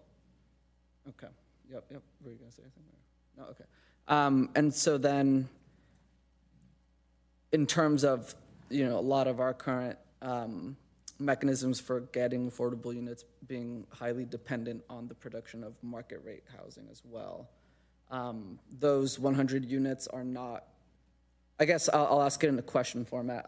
What's the level of expectations of viability or realisticness, I'll say, in getting 100 affordable units from these non-religious sites? Can you just help me understand that? Because it seems like 100 affordable units would be a lot, unless So the analysis in the report is intending to convey that it's possible, given the zoning standards that we have, and it's probably possible on multiple sites. Now, that being said, or it's possible on at least one site and maybe a combination of a few other sites. Now, that being said, we can't speak for the incentives of individual property owners, and we can't speak for the probability of individual property owners wanting to come forward and using this this program. And please don't hate me, staff. The alternate mitigation question that council had, discussed, is that also in the vein of non-religious sites, or was it hyper specifically for the religious sites? No, it was focused on the city's highest opportunity neighborhoods, specifically south of El. So it could incorporate some non-religious or commercial retail as long as it's on the south of El Camino. Okay. Commissioner Yin, because she couldn't hear, maybe could you catch her up on that, if that's okay? Yeah, absolutely. So there was some discussion during the last portion of the meeting about an alternative mitigation program that the city is studying, that council has expressed interest in, which would allow market rate developers anywhere in the city to satisfy their below market rate requirements through an offsite mitigation that would focus those affordable units in the city's highest opportunity neighborhoods, south of El Camino, thereby, providing an avenue towards affirmatively furthering fair housing. And so that could presumably, because that would have some financial benefit to the market rate developer to not have to build the BMR units on their site, that financial benefit could be transferred to the property owner and provide an additional incentive to build affordable units south of El Camino. Eric, and just point of clarification, so by you explaining that specific detail to Commissioner Yen, who was recused from the previous item, in no way violates that recusal, just so that everyone who's watching will also know that we're trying to do our transparency as best we can. Yeah. Thank you. Perfect. Thank you, Vice Chair. Great. And I guess the reason why I'm bringing that up is since it sounds like my understanding of the outreach that we've done is that we're really, at least from the city's behalf and the outreach, we're not getting much interest right now. And so it's that in terms of more hands in the pot, maybe the commercial real estate people are more open-eared to, other property people and not so much a city, who knows? But that's helpful, and I appreciate that. Thanks. Commissioner Cranston? I guess I was not of the impression that the high resource areas that were proposed that the housing director looked at were specifically south of El Camino. It was high resource areas, period. Are you saying that it's specifically south of El Camino or any high resource area? I don't know the details of the program. The reason I ask is I don't want to count on that being something here when the project that we saw last week was considered a high resource area, and it's nowhere close south of El Camino. So I don't want to view that as something that we could plan for if that's not what the housing director's working on. Sure. Qualifying that we don't know all of the details. I've only heard this come up in the context of south of El Camino. So my sense is that's the focus of this approach outlined by Mr. Anderson. But again, I don't think we can commit without qualification that that's the case. It would be good when it's presented to council that that's clear.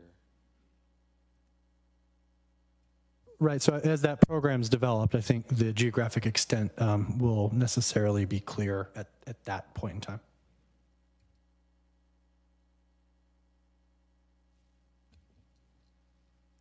Commissioner Yen. Thank you. More questions occurred to me. One was, do we recall about how many extra units we would get with R3? I know that's not finished yet, but just was there a range, I forgot, in that study session for south of El Camino? I'm so sorry I did not ask this prior so you guys could prepare. I had 2 deadlines, so I just didn't get to those questions, and it just occurred to me now. Yeah, so we're working on that right now. Unfortunately, I don't have anything concrete that I can share at this time. Would it be more than 100 additional potential affordable units?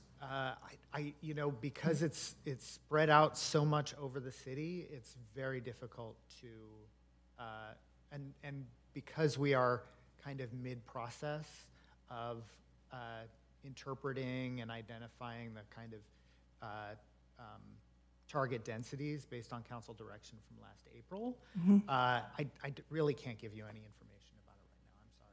I'm sorry. Okay, thanks. And the second one would be, I remember at one point we had been given a presentation and there was a number attached to how many ADUs were applied for or had shown interest or were constructed. I forgot that. Do you remember about what that was? It was like in a year, however, or a range of years, how many ADUs came into play? I don't have that number in front of me. Yeah, I'm sorry. Specifically, that's my fault for not asking earlier. It'll be coming forward when we do our annual report, which we'll bring to the EDC in February. I will say that the number of ADUs built in the city has increased steadily over the last decade or so since the state has begun liberalizing the ADU opportunities. I will also say that the housing element identifies an opportunity for a certain number of ADUs across the housing element cycle. I don't have that number in front of me right now, but I can look for it as you talk, and I can let you know what that expected number is. Thanks. Sorry, I seem to have more and more. The next question would be regarding if the city has an economic incentive program to getting affordable housing with the ADUs. So I know very often ADUs, people will build one, sometimes they use it for family, whatever. They just use it as another piece of property on their property. But is there a program where they're used for affordable housing in part of that program, and therefore get an economic incentive for doing so from the city? Yeah, so I actually had it on another open window and I didn't realize it. It's 243 is expected over the cycle of ADUs. The housing element does have a, however, let me also qualify that the program 2.6 does not, in its 100 units, it specifically says those are 100 units in addition to any ADUs. Oh, I see. Okay. Yeah. I So understand now. that is an important qualification. But to answer your question, yes, there is a pilot ADU affordability financial incentives program that is in the housing element. Thank you. Commissioner Nunez. Thank you, Vice Chair. Yeah, I just want to kind of get a little, clarification. Commissioner Cranston also got my interest going around some of the south of El Camino kind of focus. So if I'm remembering correctly, the AFFH requirement is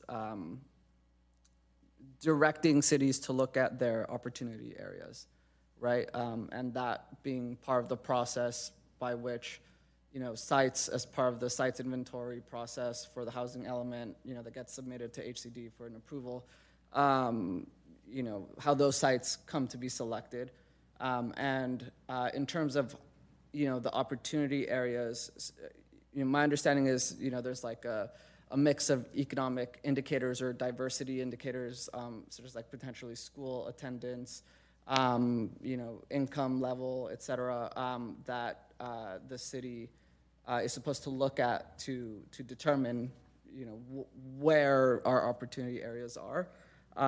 So I guess like I'm sure we'd be not realistic with ourselves if we didn't know that south of El Camino was probably more of a higher income, not in absolute terms, but relatively, higher income area of our city. But I am kind of curious, what's the like mix of opportunity areas that have been identified in the south of El Camino versus like north? Are there any in the north? Have they all been developed, or like, can we just get some clarification on opportunity areas in the south and then opportunity areas in the north and how that compares? So the answer to your question is not simple at all. At the simplest level, the state puts out maps annually that are kind of a lot of different data dumped into these maps, and it identifies census tracts as high opportunity census tracts, low opportunity census tracts. We can find the current map for El Camino, and provide it to the commission. I don't know if we can provide it during this meeting, but we can certainly look and provide it to the commission on a future date. In the housing element, however, the AFFH requirements are way more than that. We are required to evaluate our programs and our sites inventory across, probably 7 or 8 different metrics of fair housing. And I will say that our sites inventory alone met that evaluation. And these sites are not, these programs are in addition to our sites inventory.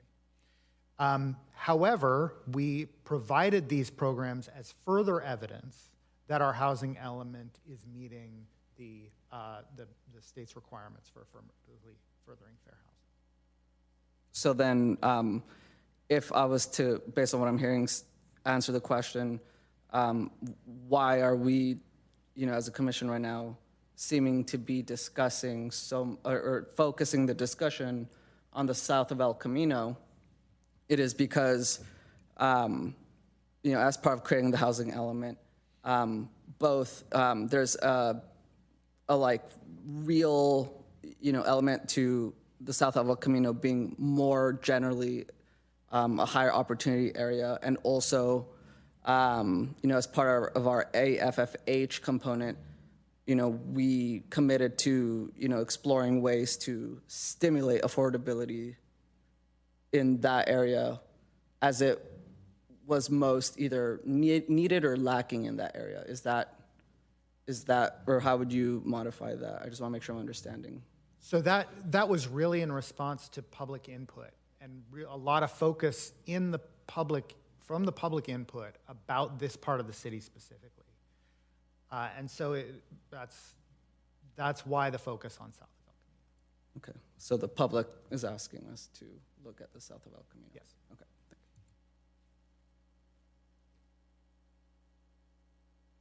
thank you. Commissioner Cranston. Just in case Commissioner Nunez thought I was asking something different.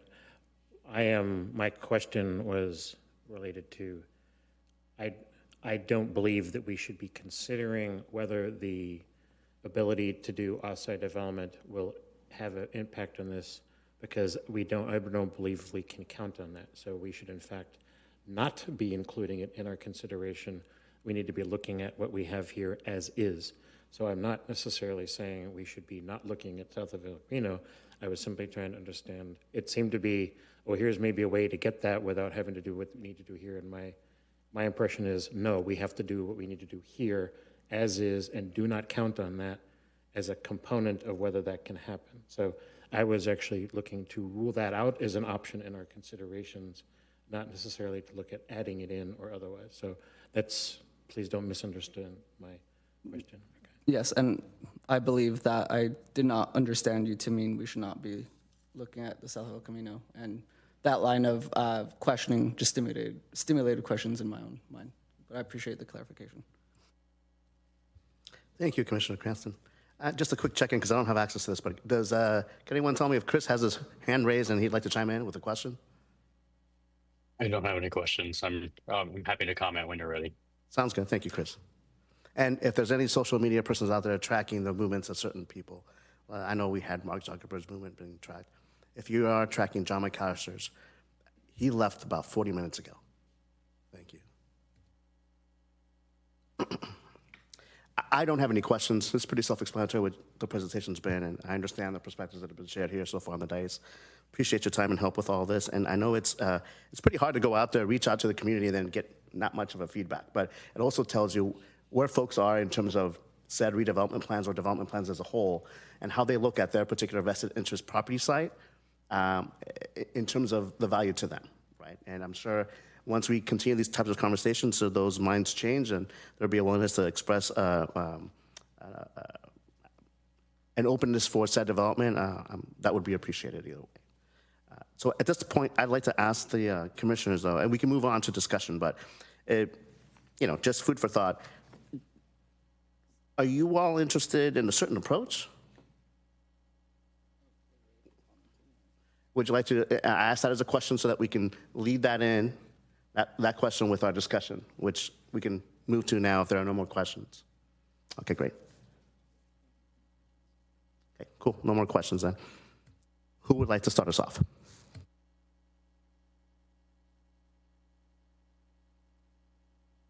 Commissioner Cranston, thank you, sir. So my initial question about how what you do here affects other sites has kind of changed my thinking a little bit. So was leaning a little bit more towards something like approach 3, but it does say targeting standards of specific sites. So in my own thinking, something like the higher development options, something more like what's along El Camino for the more dense, like the Chase site, would be something that could make sense to me on the sites that are along Grant Road. Okay, and in my mind, I'm no longer just thinking about the 2 sites you list, but basically, since it would apply to everything, to me that block of 3 sites would be looked at together. I would not want to look at that, at the things at the corner of Miramonte and Cuesta, because I don't believe that's appropriate for that area. So I'd be more likely to do an approach 2 for the locations along at the Cuesta Miramonte intersection, and maybe looking at something closer to what we have already in place on the more intense development on El Camino sites for the Grant Road locations. If I have a nervousness, it's all one of the things we've heard about we saw it last week, is I want a grocery store near me. Darn it, there's two of the grocery stores that people love right there, okay? So I don't necessarily want to do anything that pushes grocery stores out of the area. I can never remember the name of the non-Nob Hill Market. Ranch 99. Definitely serves a substantial community in the city that isn't served by other markets. And so I'd be, anything you look at would need to be done in a way that still would find a way to keep valued resources like that available in the city. But that stretch to me feels like it could potentially be denser, but it doesn't, I wouldn't necessarily do that over the other site. And yeah, Safeway was recently redeveloped, but if this is, once it's placed, it's permanent, the Safeway site's not always going to be as new and pretty as it is today, so it could affect it later. So that's my initial thinking as we've been talking here. Okay, great. I see, Alex, that you've requested to speak, but I'm also seeing that Commissioner Clark has raised his hand. So Commissioner Clark, by all means, go for it. Oh, thank you. So I agree with the sentiment from Commissioner Cranston. I think for number 3, I would support approach 2. I think the comments that Commissioner Cranston made and some of the nuances around a few of the sites can be addressed through approach 2, where we can look at different sites and consider sort of the density plus approach. And then for 4, I don't have any additional feedback or modifications to any of the other Program 2.6 implementation items. Great, thank you, Chris. Commissioner Nunez? Yeah, I'm also looking at approach 2 most favorably. Not supposed to talk about the alternate mitigation thing, but honestly, like I'm just excited about that, because honestly, if like here's what I imagine. I imagine Prometheus reaching out to whoever owns that, Safeway site or some site, and saying, hey, that's some nice parking you got there. Doesn't look like there's much cars on it. How'd you like to make money without having to like get rid of your retail? I don't know, right? Like, and that preserves these grocery stores that I also love to go to. And so, for me, approach 2 is more about looking at ways to open up more options and like possibilities, relationships, between private and public and all of that, and to stimulate opportunities. So I like approach number 2. And in terms of just that second component around additional feedback, just like I don't really have any for, I guess, question 4, and except, a general sentiment of, like however we can just find a way to also think about whether it's this alternate program or not, like opportunities for these grocery sites to not have to like redevelop the whole thing, if that makes sense, to just like have to completely go away, like the Rose Market did, and then have to come back at a later date. Like if there was a way that staff, could creatively apply their expertise towards that. That's my only feedback on that. But aside from that, I'm liking approach 2. Thank you, Commissioner Nunez. Commissioner Yen. So I was thinking about this, and I understand where you're coming from with approach 3 for the larger sites. From a practical standpoint, I'm also remembering conversations with other developers in the past when they talk about how the market really demands parking, even when they can waive it, they don't. They're like, the market demands it. And for grocery stores, I think that's probably huge, right? They need the parking. And right now they've got the parking lots, which is easier access. I don't foresee practically that they can just use the parking and somehow not have parking. If they're going to get parking in, they're going to have to tear something down to get a garage in order to then get enough parking for the grocery store and housing above. And that would mean like being without those two grocery stores for quite a while. And being that Ranch 99 is one that serves a cultural sort of need, yeah, I think you'd hear a lot of feedback from the public to be without that for a couple years or more, especially if it's not coming back in its full capacity. So that's where I have sort of just a very practical hesitation. Not to say that, one day redesigning it to be a big mixed-use area with housing and grocery stores wouldn't be a great idea. I'm not sure practically that's going to get what we want, really. Approach 2, my concern there is what I had asked about earlier. Just the state laws already incentivize greatly affordable housing. The more affordability you provide, or a better mix of affordability, here are the incentives you get. You get more, more waivers and concessions on development standards if you provide more affordability. I am a little unsure of what we're going to gain by giving by right development standards away.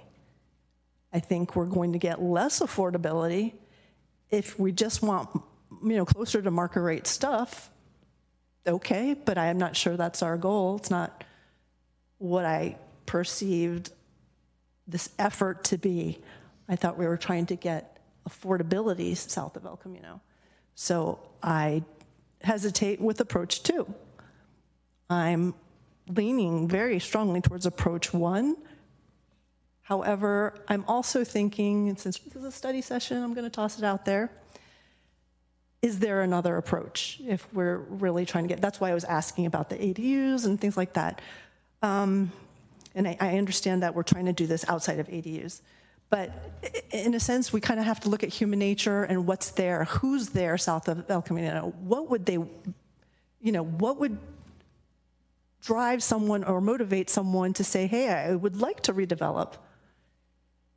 If it's not these big parcels, smaller parcels, and that's where, R3 came to mind. Like, are we going to gain a lot more just by doing R3? I'm going to assume that we're doing this in addition to R3 as well. Maybe, maybe not. If not, then we can 2 birds with 1 stone with R3. So the way that the program 2.6 is written, I would say that any upzoning that's done through R3 could be considered implementation of 2.6. There is some question of whether it would result in 40 units by the near-term date and 100 units by the end of the cycle. But that is, it could certainly be one of many tools in the toolbox to implement Program 2.6. Okay, thank you. I'm just trying to think of, let's go backwards. Instead of setting policy and waiting for people to show interest, maybe we just, I don't know, there's a lot of outreach and I don't know if it's feasible, but what would motivate smaller parcels, since it's mostly single family, what would motivate people who own property to put in affordable housing? And then maybe craft something, that approach to incentivize that in order to get real buildings built and real affordability in place. And I'm not sure what that would be. Maybe it's a combination of helping out the, it's escaping my mind, the community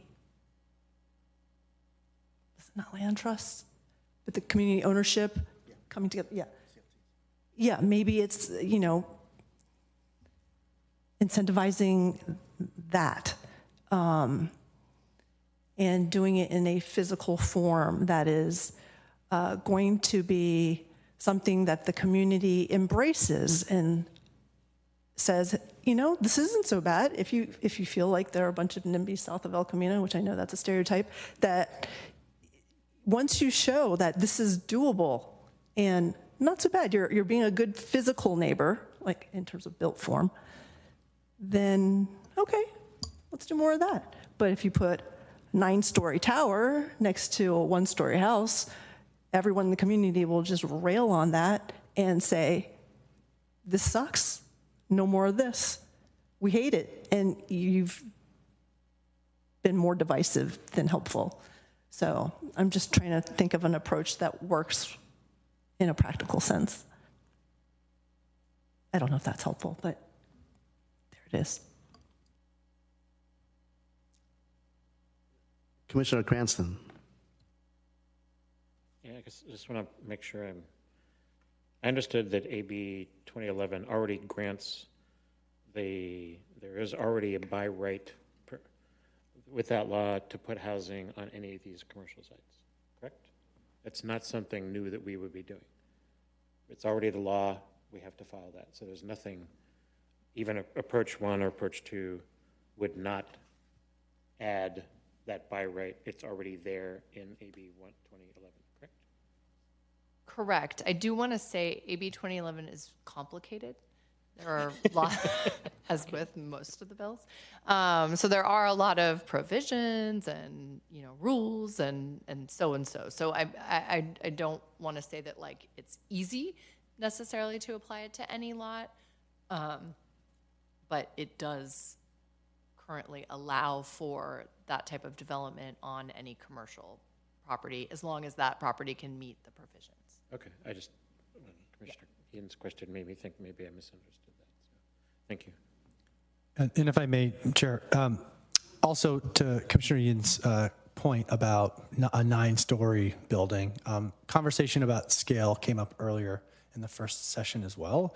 And so these laws and these approaches we're describing provide for maximum intensities of development, but they don't require necessarily those maximum levels to be constructed. And so smaller scale development, even 1 or 2-story detached unit types, all of those could be contemplated in this framework. I think it's easy to conceive of the maximum type of project, and in some cases that may be necessary for economic reasons, but from a regulatory standpoint, it isn't necessarily the case that those kinds of projects are the only ones that could be constructed. Smaller scale projects could be constructed as well that perhaps are more in scale with the surroundings or neighborhood desires and so forth. Oh, I understood that. Thank you. It's just, we see a lot of projects where they maximize for financial reasons. And, that's just more the norm than the other way around. But going with approach 1 doesn't preclude being able to do that either, given the state laws. Right. Again, it's describing maximum potential opportunities, not minimum required levels of height or density. Okay. Thank you. Commissioner Nunez. Yeah, so here's what I, Commissioner Ian, totally share in terms of concerns. Number 1 is affordability above, I guess like, I don't want to say above market rate necessarily, but I think, in terms of our need as a city being probably closer towards affordable than market rate, if I'm hearing your concern around, wanting to make sure we are getting affordability, that's something I agree with. Another thing that I, very strongly agree with is not having any, to the greatest extent possible, ideally none, to be quite honest, disruption to the community's ability to, enjoy these retail sites, especially grocery. As a member of the Hispanic community, I can absolutely tell you that, understand how much a grocery store can mean to a community, and for that to go away. it is not something that, it hurts, right? It kind of sucks. And then in terms of the other kind of question that I think, it might have been rhetorical, but I think I kind of heard something like, how can we actually kind of like, persuade people to kind of create these buildings and ideally affordable ones. For me, the way I'm seeing this, we have what we have today, and we are conducting outreach, and it isn't seeming that there's the interest there with, what we have, at least thus far. The way I'm reading approach 2, and I think Commissioner Cranston in our earlier discussion kind of actually helped clarify this for me, and I appreciated, where it says, there's like a relaxation of development standards. And unless I'm understanding it incorrectly, it's like, hey, if there's like setback requirements or, kind of like minor or, opportunities to modify, those kind of standards to make it a little bit more easy, a little bit more streamlined for some of these, projects to move forward and to comply. That's kind of the thought I'm, hearing. But also, I think the other area of like persuading is, these are businesses that, whoever owns these properties, they're commercial sites. Ostensibly, these, entities that own these sites today didn't acquire the property because, they thought, I want to have it turn into something residential. I'm sure they're happy having a thriving commercial operation there. So, like, in terms of what would it mean for those people to be persuaded, no one would want to have some operational disruption to their business or their revenue line. So that would be, I imagine, a non-starter. But most people like to have additional revenue. And so when it comes to, opportunities that I'm hearing, the council is also interested in, to kind of create other mechanisms that aren't just, kind of like land use designations or standards, whether it's like financial incentive or what have you. There's like a whole like plethora of other things that that we're not discussing here today, but that approach to by just like creating more options, more opportunity to kind of like streamline some of this development could potentially result in these units being built.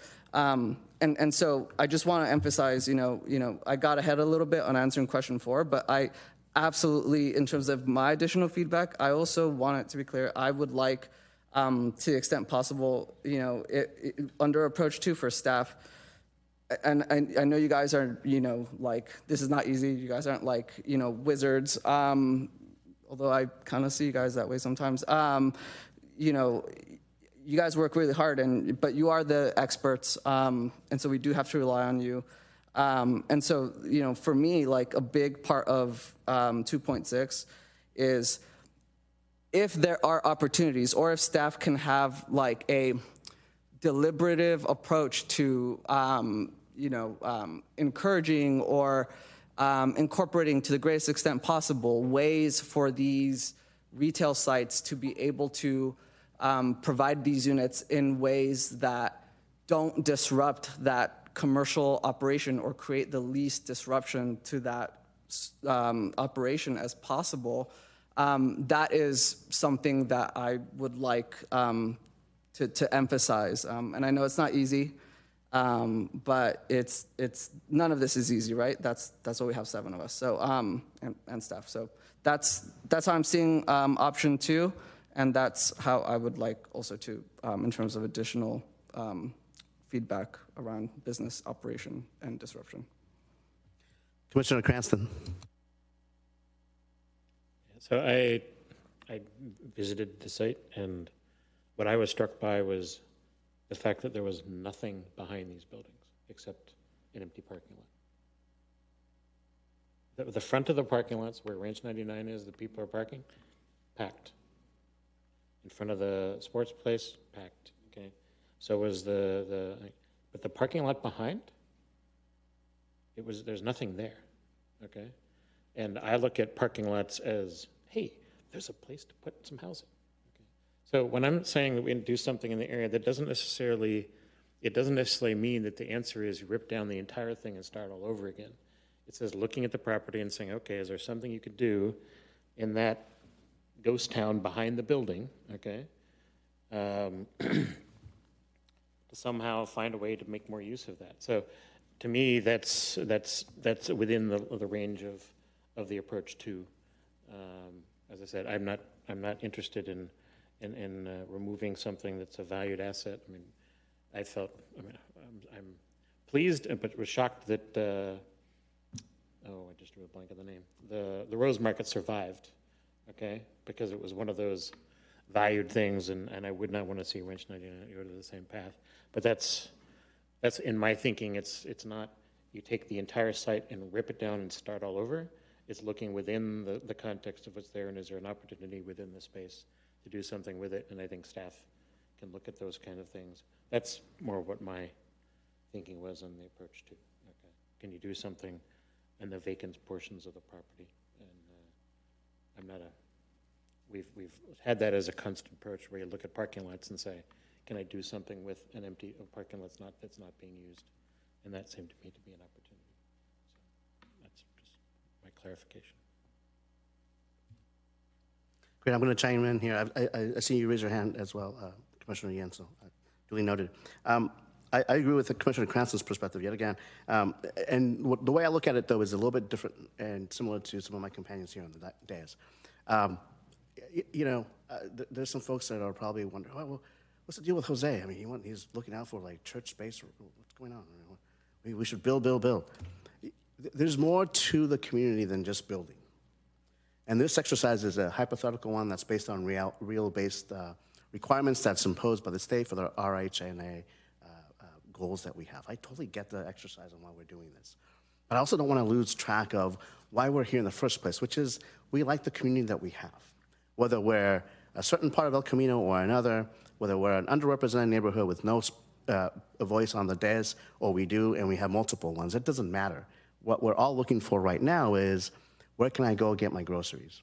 Where can I go to the shopping center that's most convenient to me, that has the products that I need, one way or another?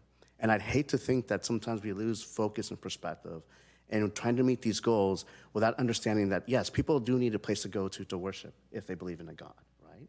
Or if they have a certain grocery store or shopping center that they go to, that's part of the neighborhood already. And we've seen this before with the Rose Market or Frankie, Johnny, and Luigi's, or other places like the Milk Pail, where we look at them as valued assets to the community.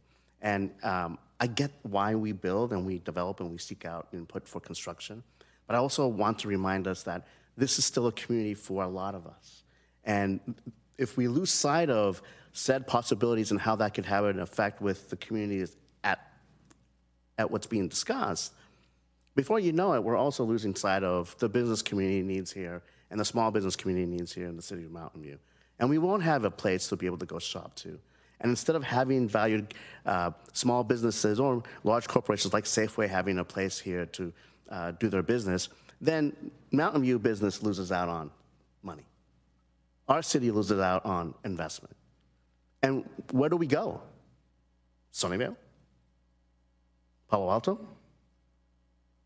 And so that's the fine line. That's the balance that I think we should look at, right? So this came up in the previous meeting that we had too, where folks were asking here the question like, well, how is it that you developers do X, Y, Z in terms of your projects? And it turns out that, yeah, they do speak to you, to the staff, to find out the layout, the green space, what are the trade-offs.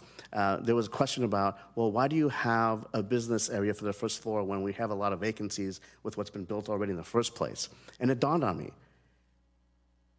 those are part of the trade-offs. This is long-term investment with not just residential, but also commercial use. And whatever you can hold on to still gain the profit for either or, the developers are going to try and look at that as perhaps something that's enticing for them to pursue. So these options for long-term investments in commercial properties that we have in these shopping centers, for them, they're not looking at the immediate 8-year run or 10-year run and the timeline of what we have with our RHA&A. No. They're looking at this for the long haul. That's why they invest in those said properties. So if we can remember that we're looking at all these divergent factors coming into play with what we're trying to do with affordable housing and correct the errors of city planning from years past based on practices that were not favorable towards minority communities, either socioeconomic factors that come along with that or not, that's the whole challenge behind all this right now. That you're trying to do the best you can with what you have to promote further growth and inclusion within this community that's pretty exclusive anyways. And it's a tough challenge. I'm not jealous of your roles. I'm not jealous of your jobs. I appreciate it because it's so difficult to try to come to this point so that we can then discuss. I'm looking forward to hearing more of what your thoughts are, commissioners, but it looks like, by what I understand here, I see Bill in favor of approach 2, Joyce 1, Alex 2, Chris 2, and myself 2. If I've misunderstood, please let me know. Commissioner Yin. Oh, I was just going to bring up very quickly just the idea of approach 3 and not tearing down what's there. And also, Commissioner Cranston, you had mentioned the area in the back. It is a lot larger than one would think, but I think if, and this is just without me doing like full-on design, but from what it looks like to me, construction sites, or in my experience, construction sites take up more than just the little footprint that you can build on, and it doesn't seem to me like there's enough room back there to build, have construction, and get the service that they need with the loading trucks and stuff, because that takes up quite a bit of room. So even though it's more than what you would think you would need for service, there is overspill parking that Ranch 99, I think, sometimes does use, and employee parking probably is in the back too. But if I'm thinking long-term in doing the site, I cannot see them not tearing it all down. It just, from a design standpoint, would be much better if they did, to get the maximum efficiency and economy of scale on that site, to get housing and grocery store, the correct parking, all of that. It would require, it would be best if they did underground parking or something surrounding a parking garage with housing. Just, from my perspective, it seems it would be a tough sell to keep those grocery stores running and be able to build something that doesn't cause a design that is not good for the long term of that site. Because if I can use a real quick example, even on a house where I have more experience, sometimes clients will say, I want to do stuff in phases, which this would be, right, if we're going the way you had mentioned. If you do it in phases, you want to ensure that you want to do the master plan first and design the whole thing, and then work in phases to that. And that's another way to go. But from what I can see, it's not gonna, you're not gonna be able to have service to the existing grocery stores and get in an ideal plan that's, you know, gonna be walkable and accommodate a mixed use kind of area. Commissioner Cranston? I guess my assumption was that I would trust staff to look at that as they evaluated these options. You know, the site that we looked at, the BMR site, we looked at the corner of California and San Antonio, tiny site, no extra space. The property that's being built across from the Safeway at Valley Park Plaza, tiny site, no extra space. So developers can do it, and I think staff has shown me that they have the ability to look at these things. So I understand your question, but the guidance here is not here's exactly what it is. It's staff go back and look at this, bring something back as a way to that would accompany that. And I think we've all voiced the concern of these are the grocery stores are a viable asset for the city. You know, we've, like we said, other areas when I have them. So if you come back with something that's going to kind of assume that these grocery stores are going away, you've not done your job. So that's I guess how I was looking at this is this is guidance for staff and to go back and look at it, and that would be council's guidance as well. to evaluate it and make sure that those considerations are taken into account. Because I didn't hear anybody say, get rid of the grocery stores. I think everybody said the opposite. So that's just, I understand your concern, but that was my assumption. Commissioner Yin? Oh, I was just hoping to push forward sort of yet another path and see if there's another way to get buildings actually built, because, I understand that you guys were all trying not to interrupt the service, and that it's a key component of what you're investigating or recommending council to investigate. I'm just thinking in terms of trying to get actual affordable buildings or units built, that is not going to do anything anytime soon if we're really trying to preserve the use of the grocery stores. And if there was another alternative approach to take, I can't think of exactly what that would be other than to, the community land trust that I was thinking about and trying to accommodate some more affordable BMR units, deed restricted, south of El Camino in that way. I don't know what the city has in terms of plans for assisting that kind of program or programs like it, but I was just thinking, let's just think about this differently. How can we get people to all buy in to this and actually move forward? Because, the less contention, the better, and the more viability, the better, to equate into a reality. I'm all for planning long-term stuff and tearing stuff down on paper and, putting out the ideal future, making it walkable, community building, but, even I'm not going for that right now. So, okay, that's enough for me.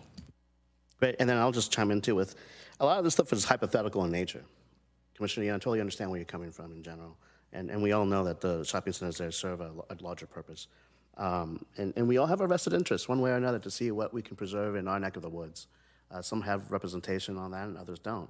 Here, we do the best we can to cover all that, right? But we also understand that this is an exercise that we have to go through. We understand each other's perspectives.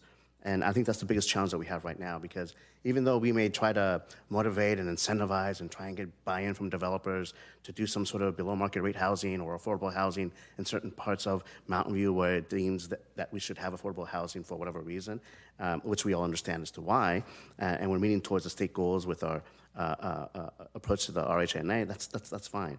But bottom line, a lot of these folks aren't also proposing things because it's just too darn expensive. Right? I'm not the mind of the developer, but what I've heard the last two presentations or three in the last few weeks, that there's a common point right now that it's just too darn expensive to be able to get a loan, if you're able to get a loan. And the timeline and expectations to try and get stuff done is so different from how it was pre-COVID, right? And that's a huge issue. So that, I think, is one of the biggest challenges that we have to try to overcome somehow. I don't know that we have an answer for that. I'm hoping that the state, in what their viewing expectations are for us to meet these standards with the housing element plan, is also being able to look at and see what's realistic, what is coming down the pipeline, what do cities actually have in mind, and how are things changing so quickly to the point where now we have, and this is not part of the conversation, but you just throw this in as an example to parking spaces and their usages and potential viability for construction or set projects that would help out the community at a larger pace, right, or a larger perspective. Google's taking off from a lot of their spaces around the Bay Area. I didn't think that would happen so fast. And there's been announcements of them doing this in the last couple of weeks, right? So who's to say if perhaps something might not also come up in that neck of the woods, which will affect our housing element plan and possibly have a different type of perspective on how we look at that type of land use. But bottom line is, we hear you, we understand what you're saying, why you're proposing all these things. I think we have consensus on our approaches with how we look at this, unless you need further clarification. I didn't hear, I know Alex had brought up modification 4, and Chris had mentioned something about his perspectives with 3 and 4, but I'm thinking, based on what we've said in general, in terms of the approach, it looks like 2 is the majority approach that we're all looking at. If I could maybe make a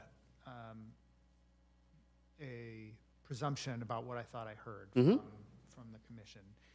Certainly 2 for the sites other than Grant Park Plaza.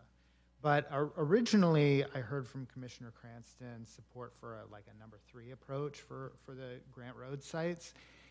And given that one of the characteristics of number 3 is maybe more discretion by the city, perhaps we could look at a process that is, and again, this would be just a recommendation to council, so this is not necessarily what staff would do.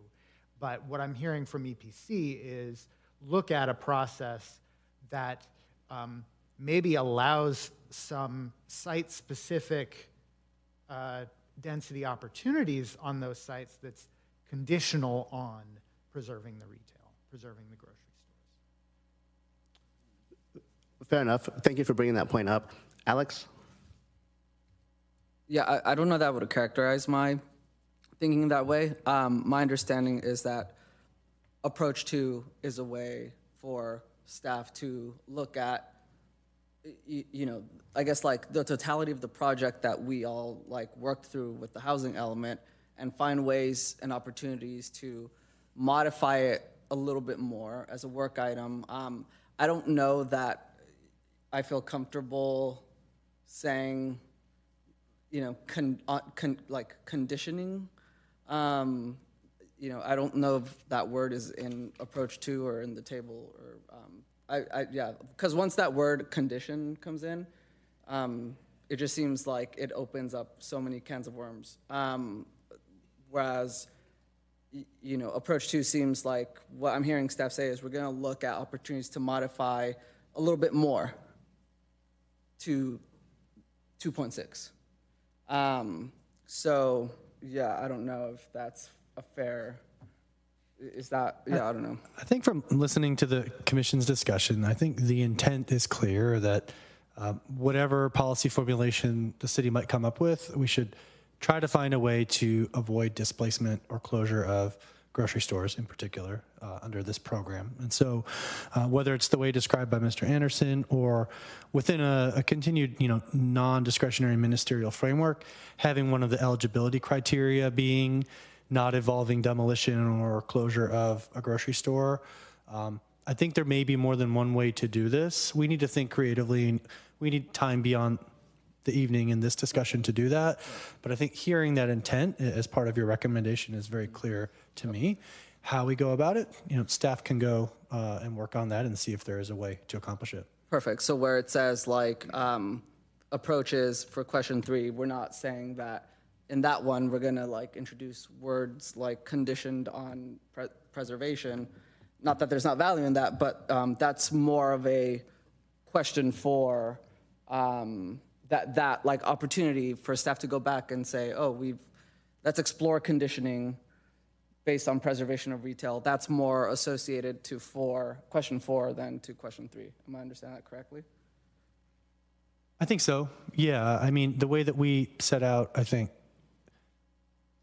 the first question is within the framework of the approaches, right? Do you want to relax standards, right? I don't think restricting demolition or closure of a grocery store is a less restrictive approach, but it is an important qualification. If we're going to incentivize a certain type of project and maybe make it easier to build than state law would allow, we don't want to do that at the expense of something we value as a community, such as a grocery store. Absolutely, because I want to support approach 2 and also allow for staff to explore opportunities of that nature as an additional possibility. Yeah, I don't think they're mutually exclusive. I think it's what I'm hearing is some combination of approach 2 and protection for grocery stores, and how we mash that up. That work remains to be done. Thank you so much. Commissioner Yin? Commissioner Cranston? So my only hesitation with what I heard Commissioner Nunez said is the way approach 2 says 30 units per acre or existing zoning, and I can't measure the amount of space that's actually behind the Nob Hill and the city sports. That is the parking lot that looked big enough to do something. And part of what the staff report said was unit count is more important than space. And I was concerned that I guess I was thinking that we should at least give staff the flexibility if they look at that kind of space and said, okay, well, we get 50 or 60 units in that space. If we went more than 30 dwelling units per acre in there, along with these other things, then that might be worth looking at. So I was concerned that that language in there would limit you from looking at that as an option in that space. Okay, that appeared to me to be an attractive site. Could you see a BMR unit tucked in behind there? Yeah. Could you see it as a swap with a for-profit developer? Yeah, but I wouldn't want them to not look at that if it meant that the dwelling units per acre becomes 50 in a half-acre lot to get that. So that would be, so it's a little more, it's not quite what you were saying, but it's close.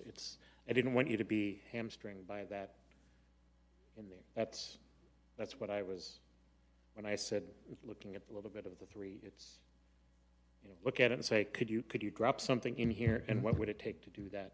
Bring that back as an option. Sure. That's really helpful clarification. And I think, we're accustomed to thinking primarily of density, well, I guess by definition, but we're familiar regulating by units per acre, right? A density-based approach, but there may be other ways to go about saying, not less than 50 units are allowed on a given site.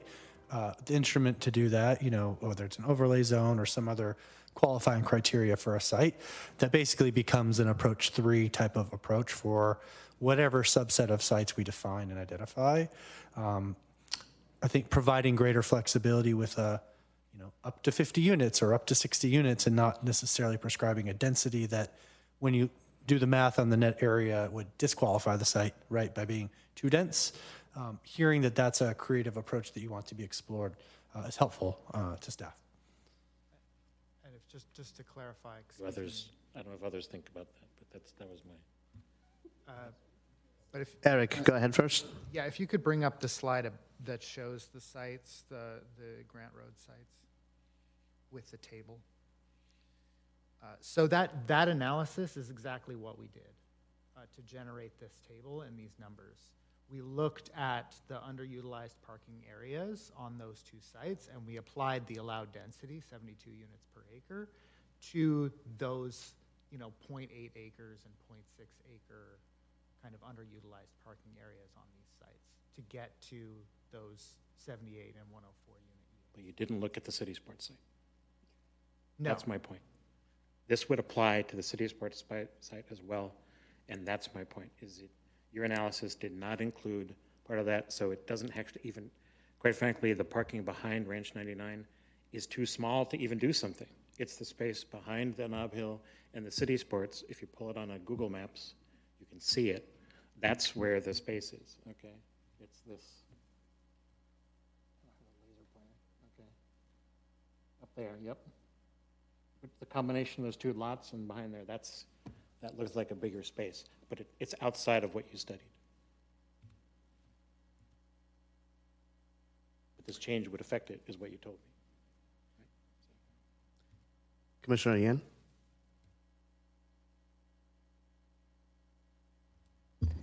Thanks. If we are looking at, I guess I have a slight difference in how we approach, if we are going to do like an analysis of this area in depth, that I would actually prefer the master plan of the whole site to see how we can maximize the use of that and to make it a real neighborhood gem and get all the other aspects in that we want other than just units, so that whoever is living there, I mean, it becomes like a big puzzle piece that's improving the community in a way, not just adding a few units in some leftover space. I would rather it be master plan first, then phased, to avoid closure of the grocery stores. Otherwise, we're using up space for very short-term, minimal gain that might preclude much larger, long-term gain in multi-areas that the community might benefit from. Commissioner Nunez. I guess in response to that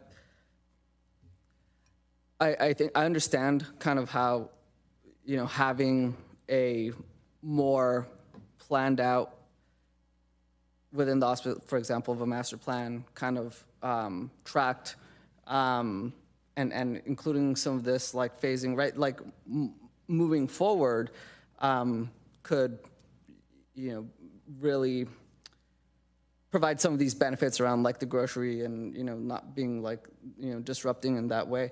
But I think my big hesitance with that is that, like, this is real work that we did, right? Like, we actually did do the housing element. We went through the process. We all deliberated it. We had opportunities. And in fact, I remember correctly that there was like an uproar around these sites before, because people didn't want them to be like redeveloped and rezoned. And so then we took a different approach, that we were all a part of, that is actually, leading us here right now to the options that we have available that staff is presenting. And so like, while as a, future kind of, scenario that I could visualize, I agree that would be like the superior choice within the constraints of the current housing element that we have here right now today. It seems like this is what we have to work with and be responsive to more than that. And not failing also that, as Mr. Anderson mentioned earlier, the public is asking us to find these opportunities to put housing in the south of El Camino. And so I remember, 2 years ago saying, let us redevelop, let us create different designations. I was strongly advocating for us to change the land use planning for sites like this. And I remember the commission didn't agree. It went on to council. Clearly that kind of scope wasn't something that was, reopened back up. And so we're here now. The public is asking us or indicating they want housing in the south of El Camino. We have this legally, submitted document that we're all doing our best to live up to. Creating more, potential delay through a master planning process, which is highly intensive, would not. It's too. We had our opportunity, which I was in agreement with. So having said that, Commissioner Cranston, where I understand the kind of like, and I agree with the kind of desire to, be very pinpointed with space. And I know that, part of the process, as indicated by Mr. Anderson, was that, at least within the red lines there, and other sites, there was evaluation of kind of like what was deemed suboptimally used parking space. I guess what I'm wondering is, because I still like approach 2 as not necessarily causing us to have so much intensive staff time and work at looking at a site-by-site basis. I'm wondering if there's a way to like go with approach 2 as the baseline approach, but then also within like the auspices of question 4, if there's a way that we could encourage, direct, ask, beg staff to also kind of like, if you're going with, approach 2 as a base, to also opportunistically look like, is there any kind of like parts from approach 3 that could be kind of incorporated into approach 2, such that, as Commissioner Cranston is pointing out, some of these kind of like pocket areas can be pulled in within the language that comes out of, the work product that staff creates from approach 2, if I'm making sense, which I hope I am.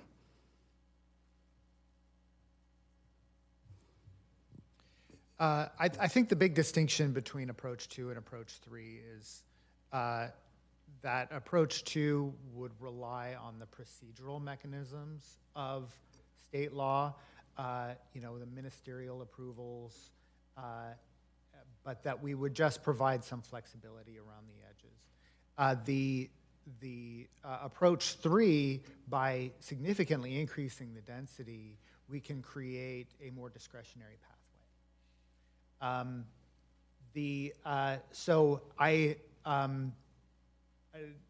We can certainly look for opportunities. Maybe if I can kind of synthesize your thoughts here, we can site test some approach to ideas. And we can site test those ideas in this area specifically.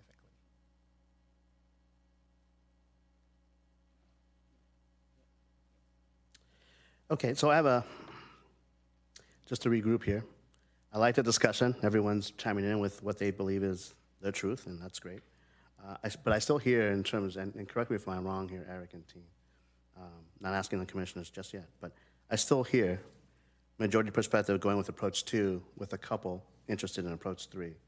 And then for question number 3, I still hear just 1 or maybe 2 different ideas with no consensus or majority opinion on either one. Do you hear the same thing, or am I misunderstanding something? I think the way the director summarized it, I think the kind of approach to recognizing that there's a strong value for protecting grocery stores as resource, whether it, as Commissioner Yin said, it's through a phased approach or through just preservation of the building, just that value of preserving grocery stores as a resource is an important theme. And then, given the last part of the conversation, we can take a more kind of high-touch approach to Grant Park Plaza, recognizing that that's where the highest densities are already allowed, and that is also where there's the most interest from the commission around more providing higher density housing. We can take a slightly higher touch approach to testing some of these kind of more flexible standards in this area specifically. So that sounds like the recommendation from the commission, and we can communicate that up to council. Okay, and just point of clarification, so that also incorporates questions number 3, and then your understanding of question number 4. Yeah, but I'll note that Commissioner Clark has a hand up. Great. Before we go to Commissioner Clark, Commissioner Yin. Oh, since I've spoken so much, let him go first, please, if you don't mind. No? Now, the floor is yours, Commissioner Yin. Go for it. Okay, quick question. When you did the site study very quickly to get those numbers on the table, were you looking at the parking space in the back or the front? In the back. Just in the back. Okay. And then the second question I had really quick. If we are going with 2, if I am correct in that we may lose affordability by loosening development standards, potentially, not necessarily. Not if that's not what the commission, council I haven't heard that wants. from the commission, so that won't be what we'll say is recommended by the commission to council.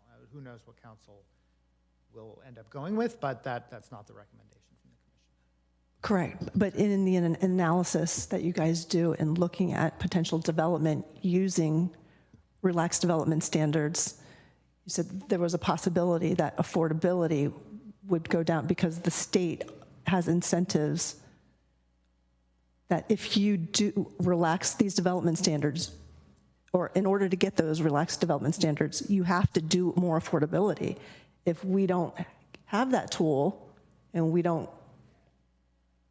use that and we give away the development standards without requiring a certain level of affordability.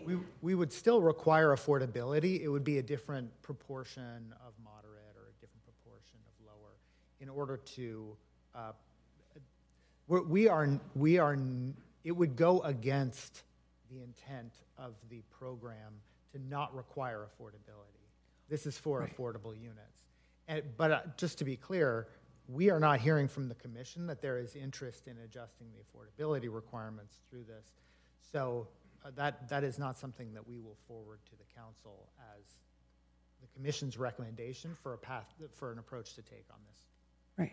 But if it's a possibility that Route 2 does change it, can that just be put out there to council so they know that that's a potential consequence? We are going to be listening to their conversation about their policy goals for approach 2. And if they don't articulate that as a policy goal, that's not a path that we will go down. Got it. Thank you. And I think it's important to make clear, tonight we're not fully baking this policy approach. I think we're getting broad guidance on direction. The work as to what extent and which development standards could be relaxed to incentivize affordable housing development. That work hasn't been done. We provided, the proportion of affordability as an example, not as a recommendation of what could be adjusted. And so we're hearing clearly that there's sensitivity around that, but we'll have to come back later with a recommendation as to where those points of adjustment may be. Okay, just wanted to reiterate. Thank you, Commissioner Yan. Commissioner Clark, thank you, sir. Yeah, I was just going to say what Mr. Anderson summarized earlier is what I support. I think that was a good summary. Thank you, Commissioner Clark. Okay, my 2 cents worth, I think we have clarification now on what the majority of the sentiment is from the dais here, and I trust your judgment. And this is the beauty of this democratic process, right? Like Alex mentioned, we had our chance to be able to look at these units and lot sizes way back in the day, a couple of years ago. And I was with him in terms of the perspective, and then that was voted down. So right now, I don't think we're talking about revisiting that when it's already been passed.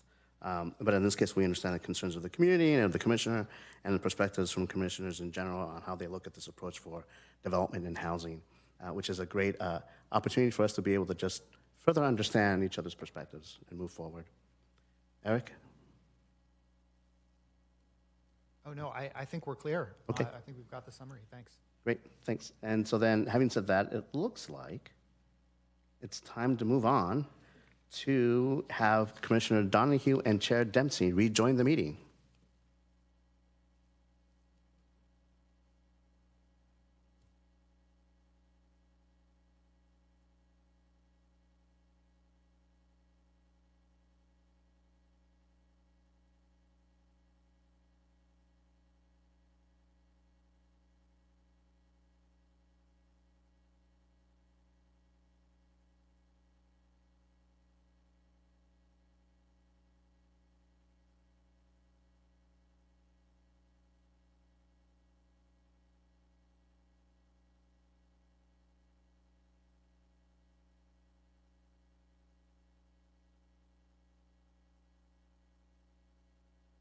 Right. My thanks to the Vice Chair for running the show. With item 5 concluded, we are going to move on to item 6, new business. My understanding is that we would be hearing next 6.1 economic vitality strategy overview, but given the late hour, Mr. Lang needed to get back home, and so I think we're going to reschedule 6.1 for a different day. So that will not be heard tonight. So let's see if we can move quickly to 6.2 and 6.3 and conclude for the evening. So 6.2 Environmental Planning Commission norms. We'll have a staff introduction to the item by the Community Development Director, Christian Murdoch. Mr. Murdoch. Good evening, Honorable Chair and Commissioners. I'm Community Development Director Christian Murdoch. Earlier this year, the Environmental Planning Commission held a retreat, which included exploration of creating a set of norms to guide Commissioner conduct while carrying out the Commission's business.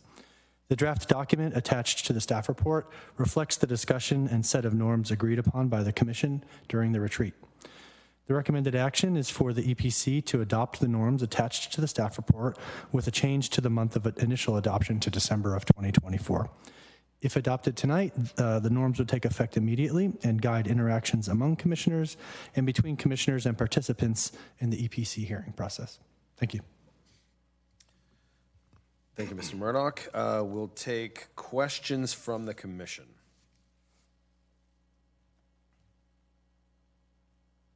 And I cannot see, my screen is not giving me what I need. Hold on. There is nobody. If there are no questions from the commission, then we'll take public comment. If anyone in attendance would like to provide comments on this item, please fill out a yellow speaker card provided to the EPC clerk. If anyone on Zoom would like to provide comment on this item, please click the raise hand button on Zoom or press *9 on your phone. Phone users can mute and unmute themselves with a *6. Madam Clerk, do we have any public commenters on this item? There are no commenters at this time. Thank you. That means EPC deliberation and action. We have a staff recommendation here, but is there commentary from our colleagues? Going once. Going slowly twice. No questions or comments from the commissioners? Commissioner Yin. I was just going to make a motion. Duly noted. Do we have a second? Second. Boom, let's go. Madam Chair, Madam Clerk, if you would be so kind as to call the roll. Commissioner Nunes, Aye. Commissioner Donahue, Yes. Vice Chair Gutierrez, Yes. Chair Dempsey, Aye. Commissioner Yin, Yes. Commissioner Cranston, Commissioner Clark, Aye. all commissioners in favor. And just for purposes of clarity, the motion was that the Environmental Planning Commission adopt the draft EPC norms included as Exhibit 1 to the EPC staff report. All right. Moving on, 6.3, proposed Environmental Planning Commission meeting dates for 2025. We will have a staff presentation from Diana Pincholi, our principal planner. Thank you. So, yeah, these are just the proposed dates for 2025 EPC calendar. We have considered, the regular holidays that we do every year, along with the City Hall closure. So it does incorporate one of the meetings in March is not there, the earlier meeting, because of the Planning Commissioners Conference between March 5th to March 7th of 2025. And that would be it. Thank you very much. Are there questions from the commission? Going once, going twice. Public comment. If anyone in attendance would like to provide comments on this item, please fill out a yellow speaker card and provide it to the EPC clerk. If anyone on Zoom would like to provide comment on this item, please click the raise hand button in Zoom or press *9 on your phone. Phone users can mute and unmute themselves with *6. Madam Clerk, do we have any comments? There are no comments at this time. Right. It is time for deliberation and action. Comments from the commission. Seeing none, I'm willing to entertain a motion. So moved. Do we have a second? And just to be clear, that this is to approve the EPC public meeting calendar for 2025. And we have a second from Commissioner Cranston, it seems. Madam Clerk, if you would call the roll. Commissioner Nunes, Aye. Commissioner Donahue, Yes. Vice Chair Gutierrez, C. Chair Dempsey, Yeah, aye. Commissioner Yin, Aye. Commissioner Cranston, Aye. Commissioner Clark. Aye.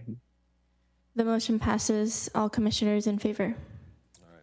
Thank you, Madam Clerk. Item 7, Commission staff announcements, updates, requests, and committee reports. No action will be taken on any questions raised by the Commission at this time. Are there any announcements, updates, requests, or reports?